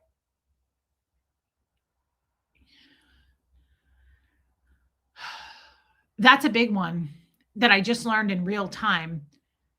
I've always been reprimanded for the why, for overthinking. And in Scientology, it's called being significant, like I said. So people in Scientology would be like, you're being significant again. Come to present time. It doesn't matter why. Stop trying to find the why, Reese. And I was like, okay, but my mind spins until I can find it. I want to know. I want to know why I have those beliefs. I want to know why I feel that way. And you're right. Whoever said that, you asked too many questions for them.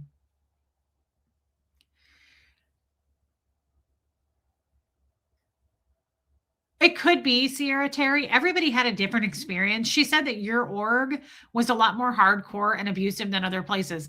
So that could be. And that's one of the reasons I don't speak for other ex-Scientologists because everybody had a different experience in their different building. Like, I know you guys, a lot of you don't know Sterling, but I used to do streams with him every Sunday. He's an ex-Sea Org member. And I remember his background was so different than mine. He was shocked by my upbringing. He had really good parents. He told us he had great parents. I did not. So everybody has a different almost, yeah, very different background. And so that's why I don't speak and go, all ex Scientologists had to go through this. All of us had to do this. I really don't like grouping us together because it's different for everyone. Yes, Debbie. Hey, Erica. Trust is with your nature, Reese, and it's beautiful. You can surely learn to be cautious without changing who you are. Yes, Tiffany. I don't want to change it. I just want to be like what Debbie said, just balance it a little bit better and be aware. Like when someone says, "Where are you staying?" I need to be more aware to go, "Oh, just downtown. I'm good." Right? Like don't give the location. But then again, that's why you're so relatable and people tune in because you're so trusting and easy to watch. Thank you, Marlugo, if you're still here. Thank you for saying that. It means a lot to me. I am trusting. I don't want to change that, but I need to be more aware, self-aware for sure. Helena, lessons of the week. One, work on boundaries, but kindly. It's not your fault. No one rocks a caftan like you. Your spirit screams caftan glam and more Cheez-Its. She couldn't be more right. I mean, there's really not much else to say. I feel like we could end on that. Yes, Tennessee girl. And thank you for saying that, Helena. I feel like that caftan made me look super overweight because again, I dress for my body type and I feel like it didn't like it just was a big sack over my body. I have to have some kind of a belt or something to pull it together to give me a waist. Thank you, HBH. But thank you for saying that. I'll just accept the compliment, even though I didn't really. But thank you for your super chat. Baby steps, curiosity is not allowed in Scientology. So true. Yeah, Sherry LeBrun. That's right. Uh, Curiosity would destroy it. Being curious is a part of you. It is lovely to see it bloom. You know, Tommy always calls me Alice. He doesn't call me Alice, but he says you're like Alice from Alice in Wonderland. And I don't know, I know enough about Alice in Wonderland, but I got to watch it. I got to know the story more. But he says like she's super curious. And I am very curious. You know, I said this to him recently and I can't stop thinking about it. My own words. I said this. And thank you for your super chat. I think the reason I am not and I never will be a dick swinger, like I'm not a know-it-all. I don't come off as a know-it-all. Because I just know I don't. I don't know anything. And I said this to him. Hey, happy birthday to your wife. Katie did it. Thank you, Moonlight View. I am here to learn, not to teach. And that was very powerful. I said that to him last week. And I haven't stopped thinking about it, just organically came out of my mouth. I am not here to teach. I'm here to learn. I have a lot of catching up to do in the real world, and I'm here to just observe, absorb, right? Yes, Sophia, I do. And that's why I overthink. That's why I go down rabbit holes. I am trying to make up for a lot of lost time.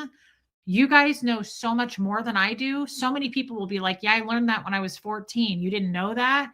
Like, there's so many things I don't know. I am not here to teach anybody anything. Do not get that mixed up. And do not get it like it's not bad to teach. I love, love, love teachers. That's why I love you guys. So many of you are my teachers. I am not here to teach, though. That is not my intent and it is not my purpose. The only thing I can truly speak to is Scientology. I know that front and backwards. Everything else, I am here specifically on this channel, in this world. I'm in therapy. I am here to learn. I do not like teaching. It's not for me. I don't want to be a follower. I'm not trying to kiss people's asses and like be a part of the team. Pick me, pick me. That's not me either. I want to think for myself. I want to ask questions. And I got a lot of questions. I have a ton of questions. That's why we do those specific God streams, religion streams, because I want to know about your religion. I want to know about other beliefs. I want to know about the world and world history. I know nothing, right? Like there's so many things I want to catch up on, but all I can do right now, year after year, is learn. I'm constantly like computing and learning. I just want to know and know and know what you know. So I thought that was really interesting. And yet, as you learn, you share those lessons you teach through osmosis. I don't know what osmosis means. I've heard the word, but I don't know what it means. I like that you don't know some stuff. It makes it much more interesting. I find it enjoyable when you ask questions and try to figure out how the world works. Thank you, Martin. Watching Reese makes me appreciative of my younger self, integral to who I am today. Oh, and I still bug myself. I love that. I cannot imagine you being in that cult given your curiosity. Kim, it was really hard. It was really hard. I remember certain things I was curious about. And I told you when I was 5 or 6, I remember standing in my dad's bedroom and I was looking up at him and I was like, tell me about Jesus. Like, I was really curious. I wanted to know. That was my first reach. I wanted to know about Jesus and the story. Lord knows where I had even heard the word Jesus. Somewhere it must have been at school, because it certainly wasn't at home. And he just snapped at me about that. And he was like, it's all bullshit. He was like, a woman had a child without having sex. He was like, none of that happened. None of it's true. It's a bunch of bullshit. You got it? And I was like, okay.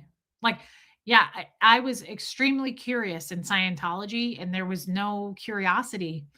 You couldn't answer, you couldn't ask questions. Now you could, but the immediate answer would always be, well, what does LRH say about that? You know what LRH says. So that's what's true. And that wasn't enough for me. That wasn't enough of an answer for me, whatever LRH said. People worshiped L. Ron Hubbard, and I never felt that way. Whenever someone would complete a course or have a success story, there are photographs everywhere around the building of L. Ron Hubbard, everywhere. Every hallway, every room, there are photographs hanging of him. And every time someone would have a success story or complete something, let's say I just finished ProTRs, the ProTR course. I would come out from a testing to completing the course, and the supervisor typically would shout to the whole building. People would be doing shit, having conversations, studying, listening to a tape, whatever, really sane, and they'd go, that's it.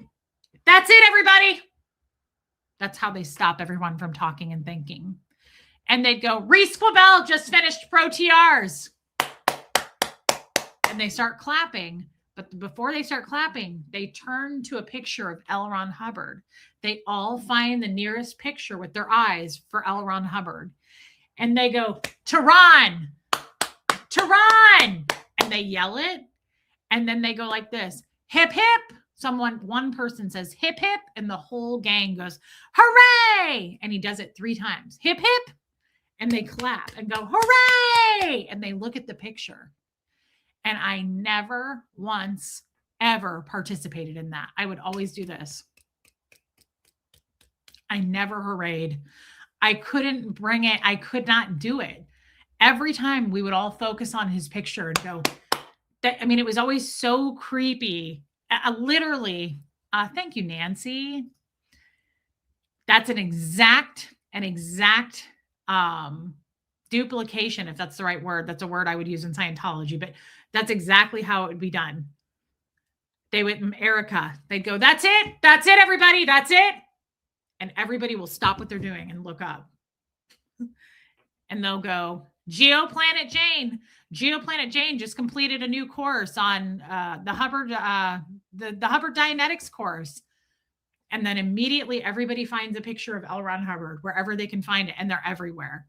And they go, Tehran, Tehran, everybody, Tehran. And they do this. It's so eerie. And I never, thank you, Yadira.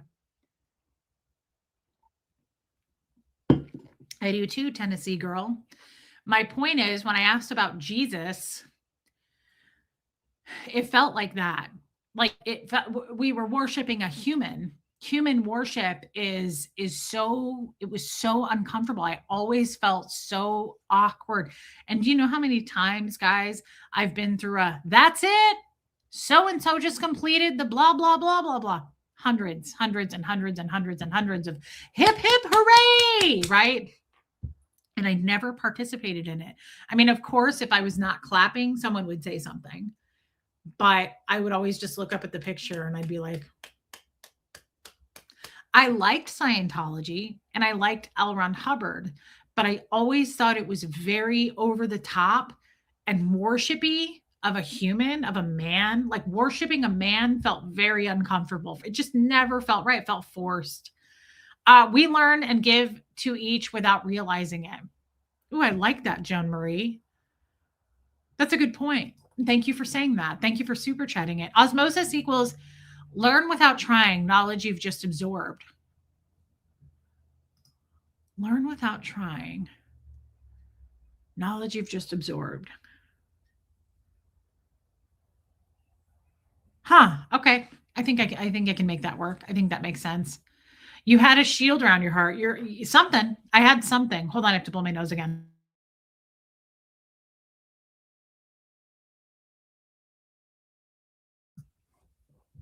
Hey, Stacy Toms. Your wise is why you got out of that cult, Lisa says. Yeah. Yeah, I could see that.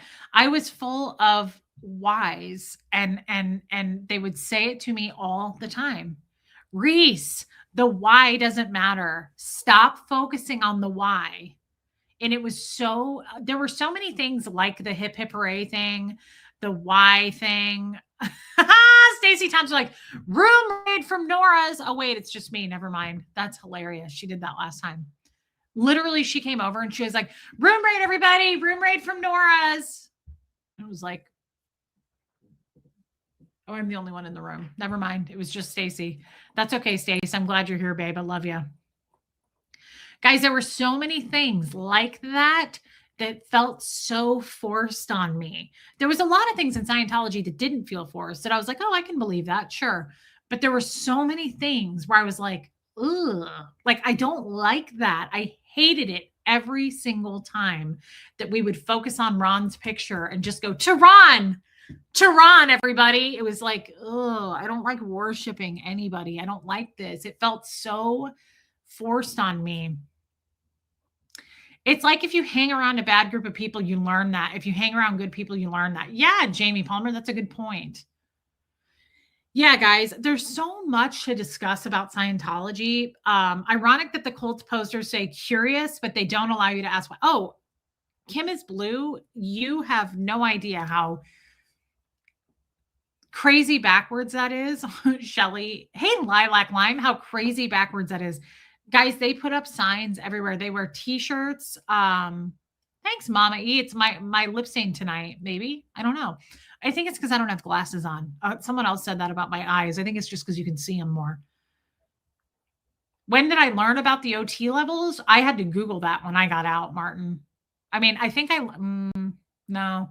Michael, so that's a good question. Michael, my first husband, he got in huge ethics trouble. I don't think I've ever shared this story, and then I'll hop off. Michael got in huge ethics trouble once. And it was before we got married. So it was before I was with him.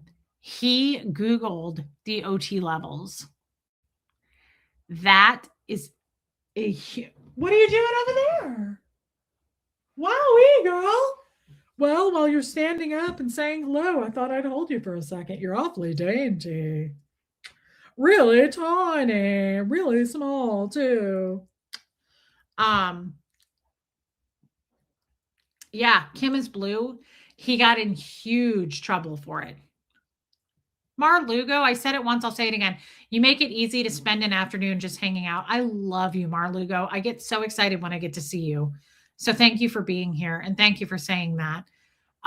Guys, Mar, make sure that you get Binion to take a look real quick, Mar, while we're here. Michael Googled the OT levels. Anybody can Google the OT levels. If you do that as a Scientologist, it is a really big deal. He had to do, Lisa, people have dogs, yeah, in Scientology. Not many. I mean, staff members don't.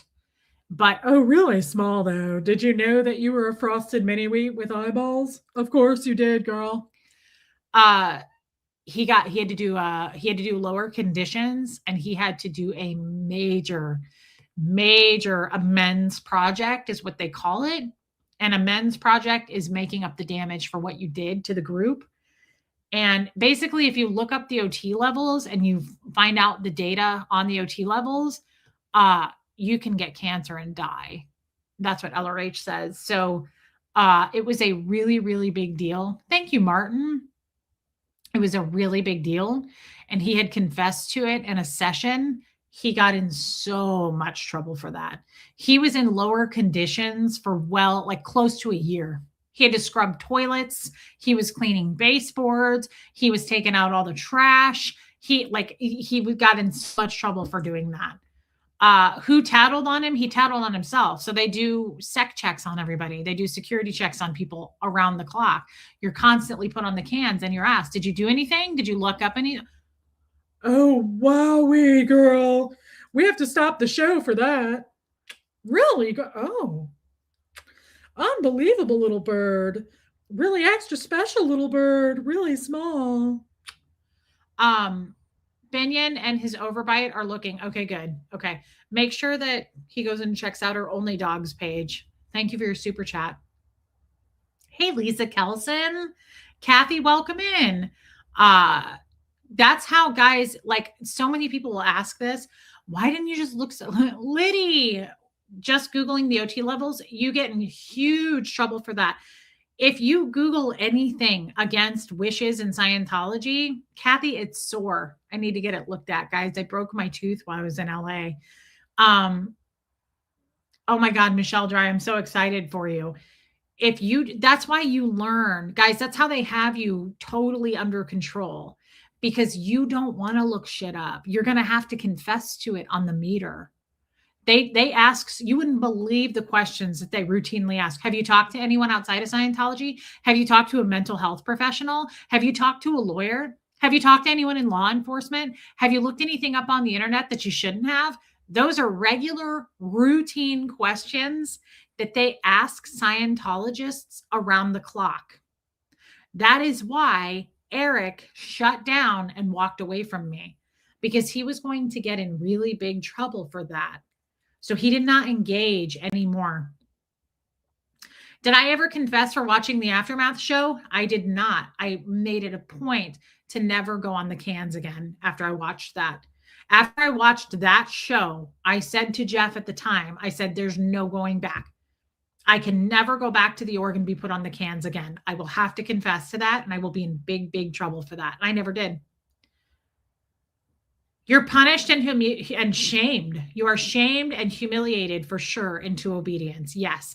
And you can be scrubbing toilets for a year or more. Oh, really extra tonight.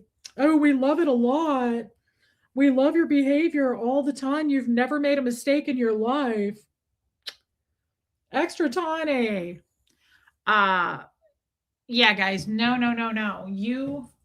That's why it's so funny to me, because people will say, like, why didn't you just, oh, my dad, why didn't you just think for yourself? Why didn't you just ask questions? Why didn't you just Google it? You don't get it. You can't. You're going to be put on the cans, and they're going to say that. Have you talked to law enforcement? Have you talked to anyone in the medical field? Have you talked to anyone in the mental health field? Have you talked to a lawyer? Have you watched anything you shouldn't have? Have you Googled anything you shouldn't have? It's a nightmare. It sucks. You just learn not to do it. Kathy, the cans are just, it's called an E-meter, and it's a meter, and it's hooked up to these electrode cords. And then it's like soup cans or metal cans. And it's just like a cheap version, I guess, of a lie detector. And it has a needle, it has a dial, and it reads. And so you're on it and you're already nervous, right? Are you on the meter once a week? It just depends. It just depends off. I mean, I was on the meter when I was doing a program. They want you on it every day for at least 2.5 hours a day. You have to do at least that. So there were times I was on the meter a month or two straight. So yeah, I mean, it's common to be on the meter all the time. It's usually more than once a week. If you're on an actual metered program, you're on it every single day, at least all day on the weekends. Like if you have a job Monday through Friday that you can't come in, let's say you live an hour away and you can't come in during the week, you are expected to be in there on the meter 9 to 6, Saturday and Sunday. So you either do it like 2.5 hours a night and then 9 to 6, Saturday and Sunday, or you do it all day Saturday and Sunday. They want you there as much as possible, though. Hey, Mindy Doolin. Yes, you do, girl. So you're constantly being interrogated on this meter, and it's called a sec check. That's one version of something they'll do to you on the meter. It's a security check. So it's very real and it's scary, and you can't lie. You can't lie. I would try to lie on the meter, and the dial would the needle would move on the dial, and the auditor running it would go, "What's that? What are you thinking of right there? Do you know how much you sweat trying to get out of that?" I would be holding the cans, and they can read thoughts. It like the needle will move with thoughts. So let's say the auditor goes, "Did you Google something that you shouldn't have?" If the needle moves away a certain way, they're going to go, did you Google something you shouldn't have? Because the needle read. And you go, "No." And they go, "Let's take a look there. We got to read on that question. Let's have a look at that. Why don't you think about it for a minute? Did you Google something you shouldn't have?" And I'm going to go, I don't think so. No. And they're going to go, "Okay, I'll repeat the auditing command. Did you Google something you shouldn't have?" And then I'll sit there silently, terrified, and start sweating, and it will move, and they'll go, "What's that? Right there. What are you thinking about? Right there. What's that thought? What is that?" And you're thinking about it. And you're shitting your pants because they're going, "What's that? That." They're looking at the needle, and they're seeing that you're looking at it. You're looking at thoughts. If I tell you right now to think of your mom, you're going to go, "Yeah, you're looking at her. You're thinking of a picture of your mom." So if you're Googling something you shouldn't have and it reads on the needle, they're going to find it. And they're going to go, "Did you Google something you shouldn't have?" And you go, "No." And they're going to go, "What's that? What are you thinking of right there? What is that? What are you thinking of right there? That. What are you thinking of right there?" Like, it's scary as shit, guys. It's freaky. Juniper, my perfect cult leader, take all my money. Oh my God, I love all the stuff in the merch shop, babe. Thank you for your super chat. Did I ever audit anyone? And what was Michael's lower conditions? I'm still surprised that he was in lower conditions for almost a year. It was what I told you. Lower conditions is an amends project. So it's cleaning toilets, it's taking out trash, it's wiping everything down, it's cleaning baseboards, it's all the dirty, grimy work that people don't want to do. That's what it is. Did I ever audit anyone? Yes, I audited a lot of people. It's called co-auditing. I think I have a juniper hair. Hold on. I did. It's called co-auditing. So you audit each other. Do you think the membership believed they will be saved? Yes, I do. I do believe that. I think that the members believe they will be saved. Yeah. They believe they will have spiritual freedom for the rest of time. Yeah.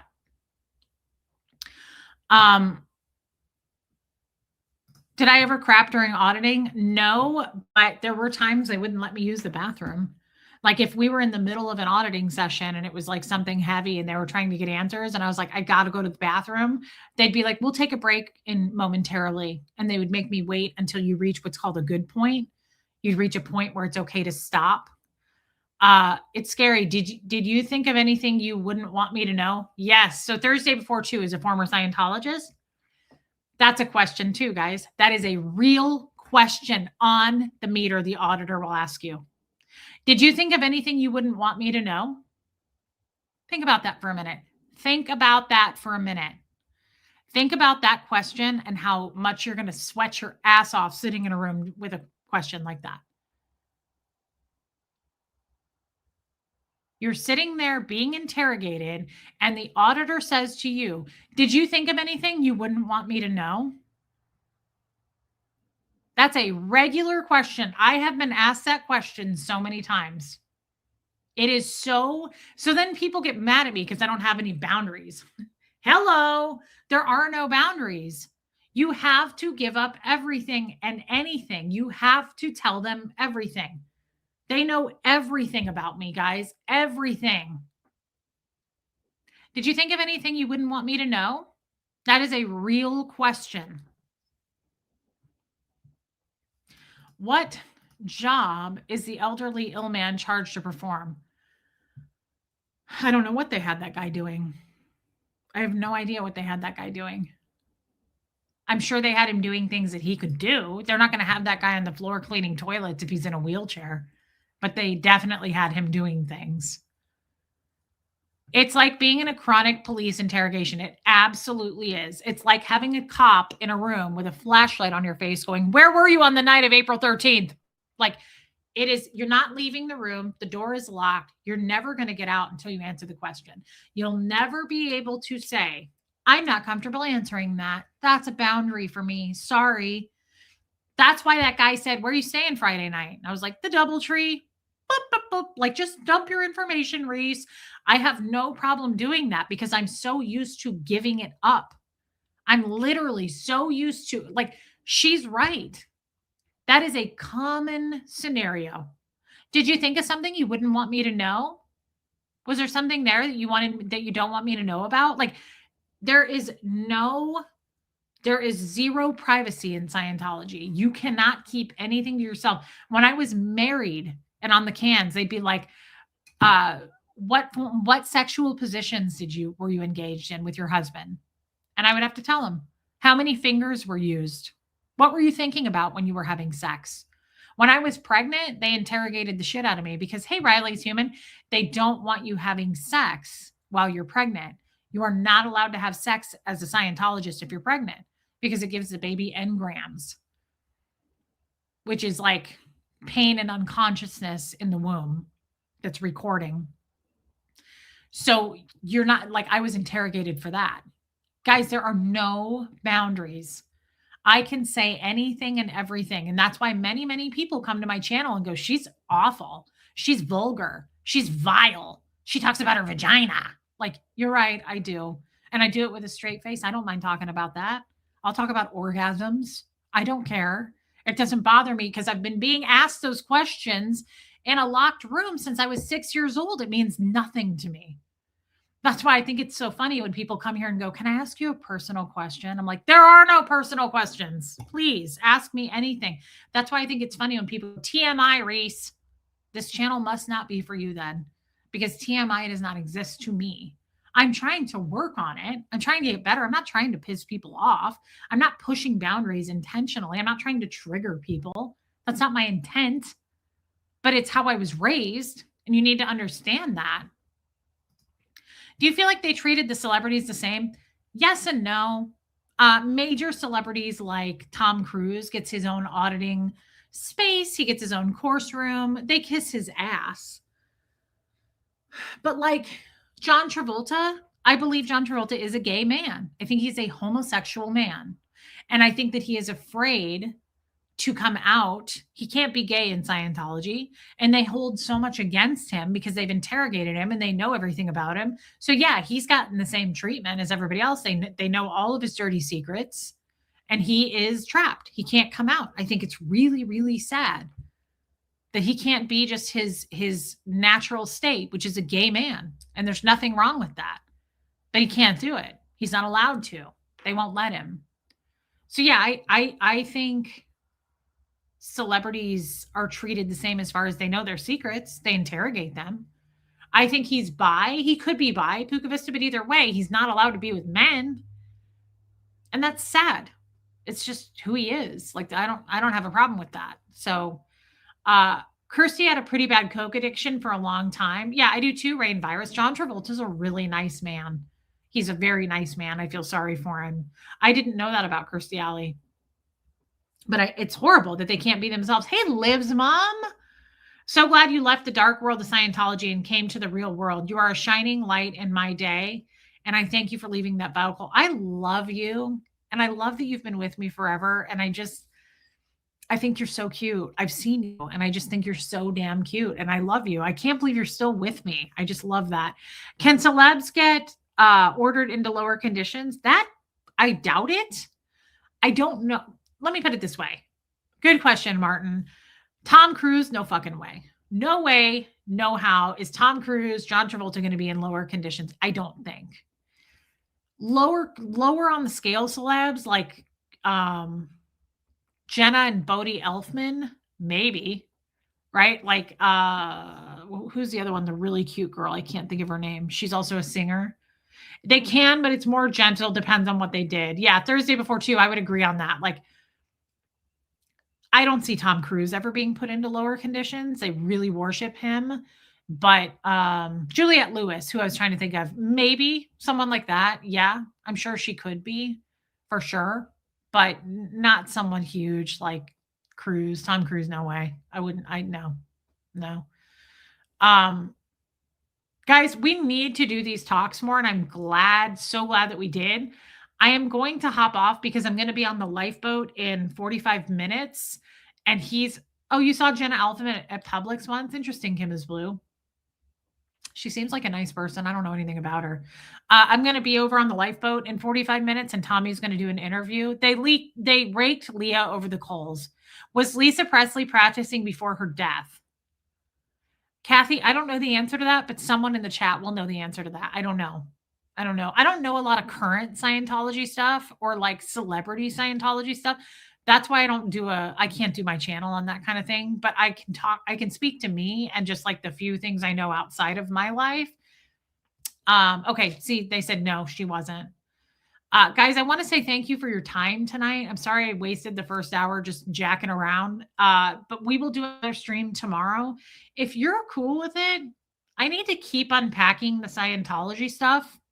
I feel like we're on a roll. My mind is open to it. I do have therapy tomorrow, which therapies are great. Therapy streams are great. I usually get something amazing out of therapy, and then I bring it here and we share it. So I want to say thank you. I love you, Yadira. I love our mods so much. Miss Sunrise Dawn, thank you for being here, guys. But most of all, just thank you for your time. You know this. Lisa, I hope you come back. It was wonderful having you. And I feel like you just fit right in. Thank you for being here. Thank you to all the new people for being here. Jojo, I love you. You should have showed them your Louis Vuitton wallet when they ordered you into lower conditions. I absolutely should have. It is a get out of jail free card. Like, no question. My $20 Louis Vuitton wallet. No question. Linda, I love you, babe. Stacy, Toms, I really love you. Oh my God, he's still here. Carolyn Hughes, Roulette Master, it was an honor that you're here. Thank you. Thank you for being here, and I'll see you on the boat, my friend.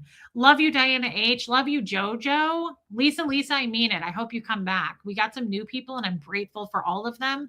Thank you for giving me a chance. I know we go into the weeds. It's just the way of the Lord. It's just how it is. Guys, thank you for the super chats tonight. Moonlight View, you better believe it.